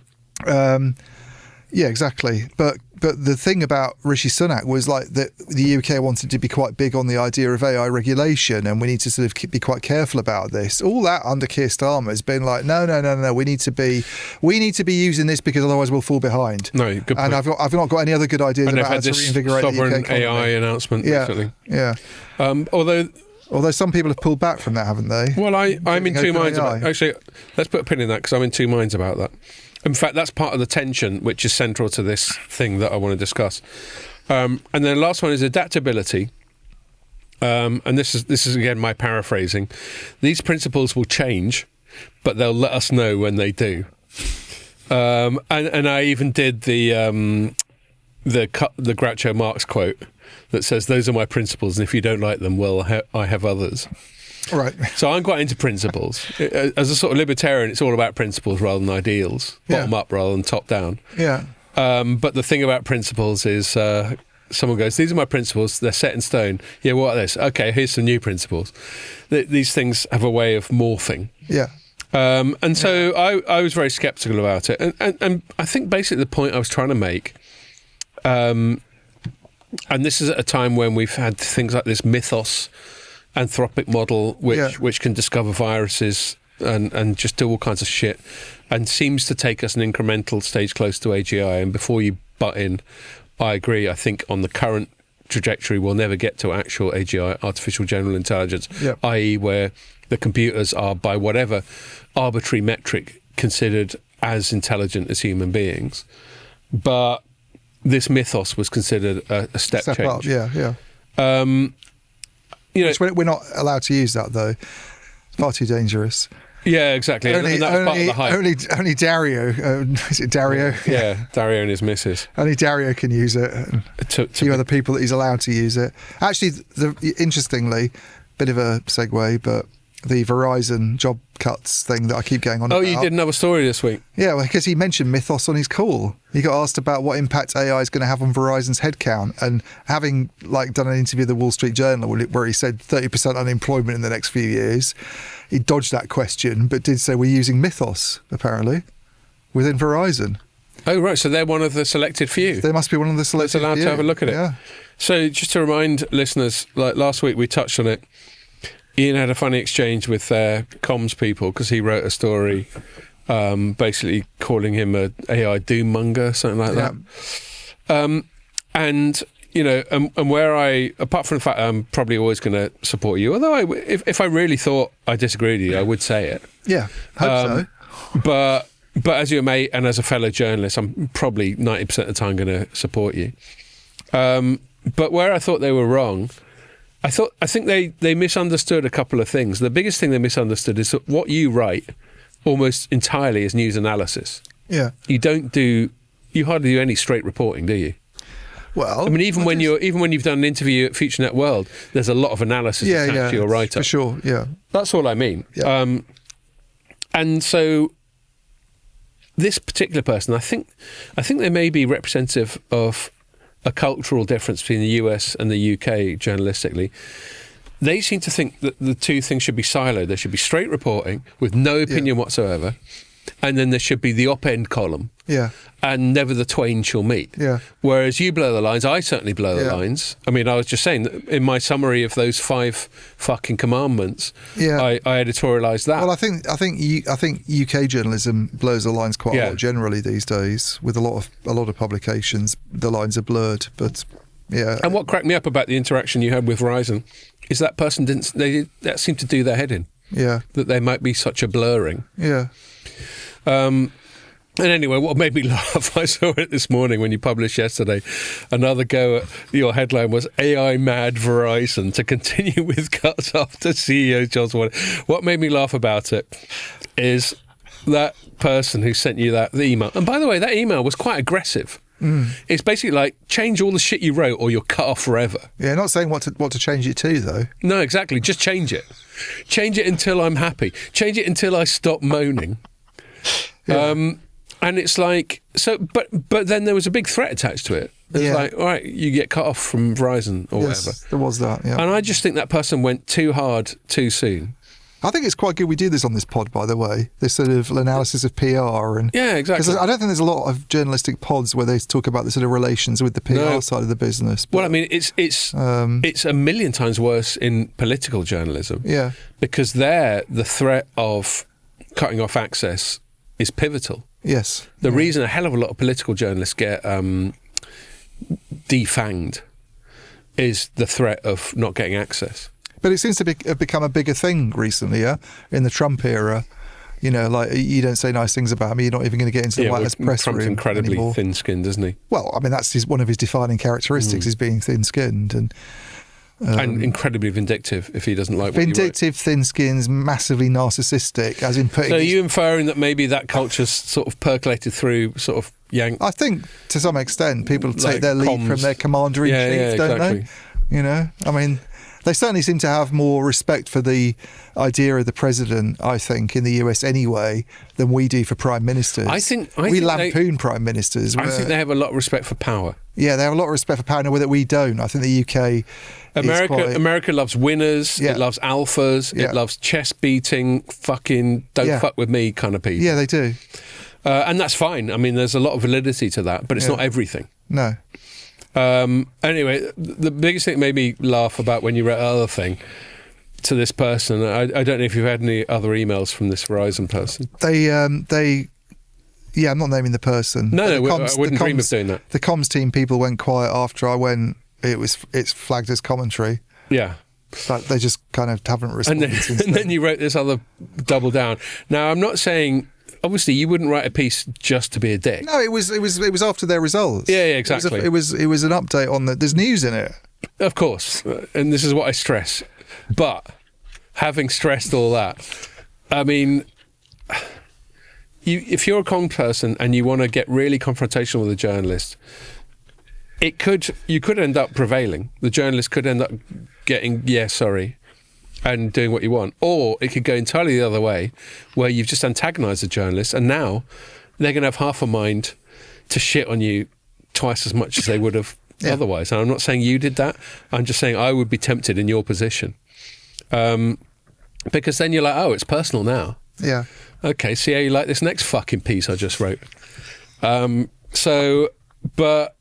But it's interesting because we got this guy Dan Schulman, and I shared it. He did an interview with a site called a podcast called Semaphore. By the way, he's very welcome to come on the podcast, Verizon. If anybody there is listening to this, Dan Schulman apparently studies Krav Maga, which is the martial art I've heard of that. The Israeli special forces learn, or some shit like that. Yeah. Anyway, he'd probably fuck us up, but that would make for great telly. Maybe we should get. Well, we're sitting there getting twisted into pretzels by Yeah, I don't want to get beaten up by him. It's but like maximum pain, maximum damage in the short amount of time. It's like really vindictive shit. Yeah. Right. Anyway, and this guy, I mean, he's got amazing professional chops. He used to be CEO of PayPal. He was CEO of Virgin Mobile US. He was at AT&T for ages, and he actually came out of retirement to replace Vestberg, who. He came out of retirement. He only looks like he's about 40 years old. No, he definitely looks older than that. But he's obviously kept himself in shape. No, he's kept himself in good shape with all this Krav Maga. He's beating the shit out of. I don't know. He'd probably hire some people to just allow themselves to be beaten up. It's probably some kink. But no, he's got elite CEO chops. Yes, no he's doubt very about highly it. qualified. Yeah. But I wonder whether. I mean, I don't want to flatter you to think that he himself read your piece and then passed the message down through the comms people and went, fucking deal with this uppity, limey prick. Don't know. I'd love it if that was the case, though. It would be cool, wouldn't it? Yeah. What was I going to say? I think what he's trying to do, I think you're right to call him out on this AI stuff. I genuinely think what the guy's trying to do is look facts in the face. And I think maybe that's why they freak out a little bit. They think that you've that you've not understood the spirit in which he's saying it, but all you're doing is taking his words at face value, which is all you can do. Well, because I'm not sure what the spirit in which he's saying it was. He's trying to say this shit's coming. Yeah. We've got to just confront it and deal with it. Yeah, but so he's saying we should accept the fact that there's going to be unemployment on the scale of the Great Depression the next 3 years. He does seem to be saying that. But then he's talking about reskilling and all that sort of thing. The pushback from the comms team was that I'd said that was scaremongering, and they were like, oh, well, that's just like sensationalist headlines. What he said was sensationalist. Well, it's sensational. It was sensational, and it was scaremongering. How is it not scaremongering to say that 1 in 3 people could be out of work in the next 3 years? Well, it's scary. Again, we're getting into semantics, but yeah, I agree. I've got no problem with your analysis of it. Yeah. And I'll tell you a couple of other things on this. I was reading New York Times had a guest essay from someone called Jasmine Sun, who seems to be a fairly qualified AI and Silicon Valley person. And the headline is Silicon Valley is bracing for a permanent underclass. On top of that, I listened to a podcast recently. I quite regularly listen to a woman who's quite famous in the US called Megyn Kelly. She used to be a Fox News anchor. Yeah. And now she does her own independent thing. And she got on a bloke called Tristan Harris, who I think used to be at Google. And he's now a real AI sort of, oh, fuck person, but considered an expert. Well, as in, this is coming and then we're all going to be killed by it's all going. Yeah, he's like ringing the alarm bells. Right. His angle, again, is from more, not so much from the Terminator side, although that's always, obviously, the elephant in the room. But, again, the effect on society. Right. The slightly less violent effect on society. Well, there will be a less violent effect on society if Dan Schulman's forecast that 1 in 3 people will be out of work worldwide comes true. Do you know what I mean? That will, I hate to say it, Verizon, but that will have some repercussions for society. Yeah. And he can talk about reskilling all he wants. But reskilling to do what? To accept some of the ideas that Elon Musk got about UBI? It's reskilling to I don't know, work out how to service robots. And I don't even mean that. They won't be servicing robots because that's a job. They won't be doing that, apparently. Right. Well, there we are.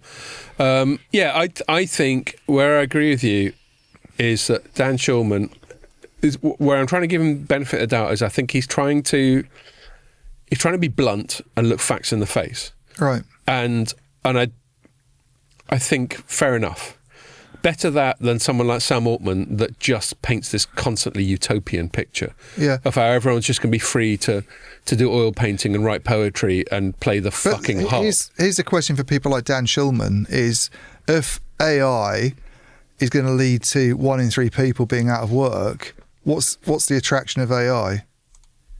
Well, there's lots of attraction of AI to CEOs. Right. So basically what you're saying is that you're creating a class of, it's almost like that film Elysium where all the rich people go off and live somewhere else, or some Ayn Randian thing where let's just leave the poor unwashed masses to cope for themselves. Yeah, or even Orwellian where the underclass in 1984. By the way, that's not going to work for a company like Verizon because they make money out of selling mobile phones to a regular mass punters. market. Yeah. Like, so if you're a luxury goods company and you sell yachts, super yacht sellers might do well out of this future. You know, so I guess that's the final thought because Rolexes or something. We're running out of time. That's the final thought I want to say about the AI side of things more broadly. And this is one of the things Tristan Harris was talking about when he was talking to Megyn Kelly. And there were many flaws, by the way, in that thing I just listened to yesterday. I thought he was being over-alarmist about certain things. He was also saying Anthropic good, OpenAI bad, which I thought was a really weird dichotomy. No good or bad. Exactly. So I'm not taking it all at face value. And Megyn Kelly, this isn't her thing. So she was just going, tell me what to think. And he went, Anthropic good, OpenAI bad, which I disagreed with. Because Dario Amodei seems nicer than Sam Altman at the moment. I think Tristan Harris was basing it. I think he was basing it on that spat with the Department of Fucking People Up, which is probably what they've rebranded it now. So if Dario Amodei tomorrow wakes up and goes, he's changed his mind, which, by the way, all these... back to my point about the principles. One of the interesting things, because you were saying you met Palmy Olsen. Yeah, but quite fleetingly. I had one chat with her. Yeah, but I'm just bringing it back into it. And one of the themes of her book, Supremacy, is that all these guys, like Demis Hassabis, Altman, Amodei, they all started out with an idea, and I kind of her take towards it is quite sympathetic towards them in a way, that they all started out being very young, talented, extremely smart people, clearly, who wanted to do things. They kind of initially set out to try what they were doing. They wanted to keep it out of the hands of big tech. And they did seem to be quite sort of becoming quite. So this is the theme of her book, I would say. Right. Is that it was almost like they started out like, we don't want to have Elon Musk sort of like being too involved in this. Another oligarch, or Google or Microsoft. Yeah. We want to keep away from those guys, because if they get hold of this, they'll just they'll absorb it and they'll use it to rule the world. Now you can say that they're being a bit self-aggrandizing with those sorts of views, but if you're being sympathetic towards them, that's quite a nice thing for them to think. All of them have gone in the direction of accepting massive amounts of money from these companies to be funded by them. Like OpenAI is basically in with Microsoft. Well, we were sharing charts earlier on this week. The amount of so we've had quarterlies this week. Right. Google, Microsoft, Apple. Amazon, Apple. Apple. They're all their capex numbers. Yeah, projected capex numbers are going through the roof. So what they did was they realised they couldn't scale it. Use that word, scale. They couldn't get access to the computing power they needed.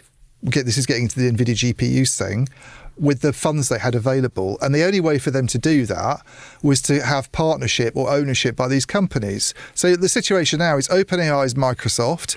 Demis Hassabis got bought by Google and hoped that he could operate on a kind of, I'm going to be outside the Google thing. Now he's in charge of Google's whole AI strategy, basically. And where's Anthropic? Where does most of their funding come from? They're massively backed by Amazon. Yeah. So they've all basically gone and had this alliance with big tech. There's so much money involved. Because there's money involved. It's all been about money. Yeah, and all this principle stuff, they're all talking complete bullshit. No, one of the co-founders of DeepMind is the CEO of Microsoft AI. Yeah. Yeah. So Mustafa, there's three of them. Anyway. they've basically, her big theme, which is a theme throughout history actually, is that the people start out with very sort of principled views end up becoming kind of corrupted, of course, and just going into big exactly business. And that's completely consistent with the point I was trying to make about the principles. Yeah, I mean, talk is cheap. Yeah, everyone's got principles until suddenly an incentive comes along to abandon those principles. Yeah, and so I think it's bollocks. The principles mean nothing, and that was what was baked into my question headline. And then a last thought, because I think we're out of time. Is this guest essay on the New York Times, which is headlined "Silicon Valley is bracing for a permanent underclass," and this is where it coincides with some of your stuff that you've been writing that has pleased Verizon's comms team so much. I'm seeing, and there are other ones I could have picked out. I just picked a representative one. I'm seeing so much writing about how the unemployment crisis that's going to come from this AI thing. Yeah. And I'm not a person, I'm actually not a Luddite. As much as I talk about these things, I sort of accept that a certain degree of technological progress is inevitable, and you can deny it, and you can say no, and you can stick your fingers in your ears, but it's still going to happen. But I really do wonder what the socio-political implications of loads and loads of primarily white-collar jobs, although we were talking about robotics last week, and it could be increasingly blue-collar jobs as the robots get more and more competent. Yeah, I don't like the Luddite description in this context, to be honest with you. Yeah, well, maybe I'm using the word wrong. For all sorts of reasons, and we're probably not going to have time for this. This might maybe need to be another pod, but the Luddites get used as a kind of your anti-progress. I'm not sure. Maybe I'm doing that leaning on a cliche, and I'm not sure that complaining about AI is actually being anti-progress anyway. No, so maybe I used the wrong word, but what I meant was... I don't think they were in common with Dan Schulman from Verizon, I like to look facts in the face. This shit is happening. Yeah. So there's no point in pretending it's not happening. But what is going to be... But complaining about any technology is not being anti-progress. No, people have complained in the past about genetic engineering or the use of nuclear weapons. That's not being anti-progress. Well, I think you can complain and acknowledge that it's happening at the same time. Yeah, but in fact, the reason to complain is because it's happening. But there's never been a situation. You look at back. People compare this to the early years of the internet, right? And I remember talking to I think Jeff Hollingworth this about Rakuten and saying like when the internet came along, I was actually quite captivated by it. And I think most people at the time were like, even Neil McCrow was saying this to me the other day. The idea you could send an email and it's around the world in a few seconds and someone's reading it. When I first understood the cloud, everybody was quite excited by that. Nobody was. You look at what's going on in America at the moment. Yeah, I mean, I'm not saying I endorse this, by the way, but people throwing Molotov cocktails at Sam Altman's house. Yeah, that's not good. Is just the tip of the iceberg of concerns about this. He sent an article out the other day, Pierre, about what young people are starting to say about AI. Yeah. You tell a 20-year-old that he can expect 30% unemployment when he's in the next few years after he's left university, and this is what his prospects. Well, so that's like. exactly my point. You've got a massive social problem on your hands, guys. That's exactly my point, and I'll wrap up on that. Given that you and I are completely converging on that. I mean, I don't have an answer. I don't even have analysis, but this shit is coming, and I think it's going to be, in a socio-political way, incredibly profound. And it's not that far off, not even a generation. This is a matter of years, maybe decades, but possibly even just years. It's only years if people embrace it, though. This is the thing, if people don't want. That's a different pod. Is what you do about it. We're too late to get into that. There wasn't opposition to the internet when it came along on the scale that you see people complaining about AI now. If people don't want to use these tools, people have more power than they think. Right? It's not all to do with what the CEOs want you to do, or what governments want you to do. Only because we're out of time, I'm going to save that for the pub. But it's a fucking good point. What you can do about it, but. I think that on the balance of likelihood, and I'm definitely going to finish it here, on the balance of probability, a lot of people are going to be made redundant, and it's not obvious to me now what can be done about it. So to your point about Molotov cocktails and shit, I think we're going to see more of that. Yeah. Anyway, cool. That's a fucking chirpy note to end on, wasn't it? Yeah, one that I don't agree with, but...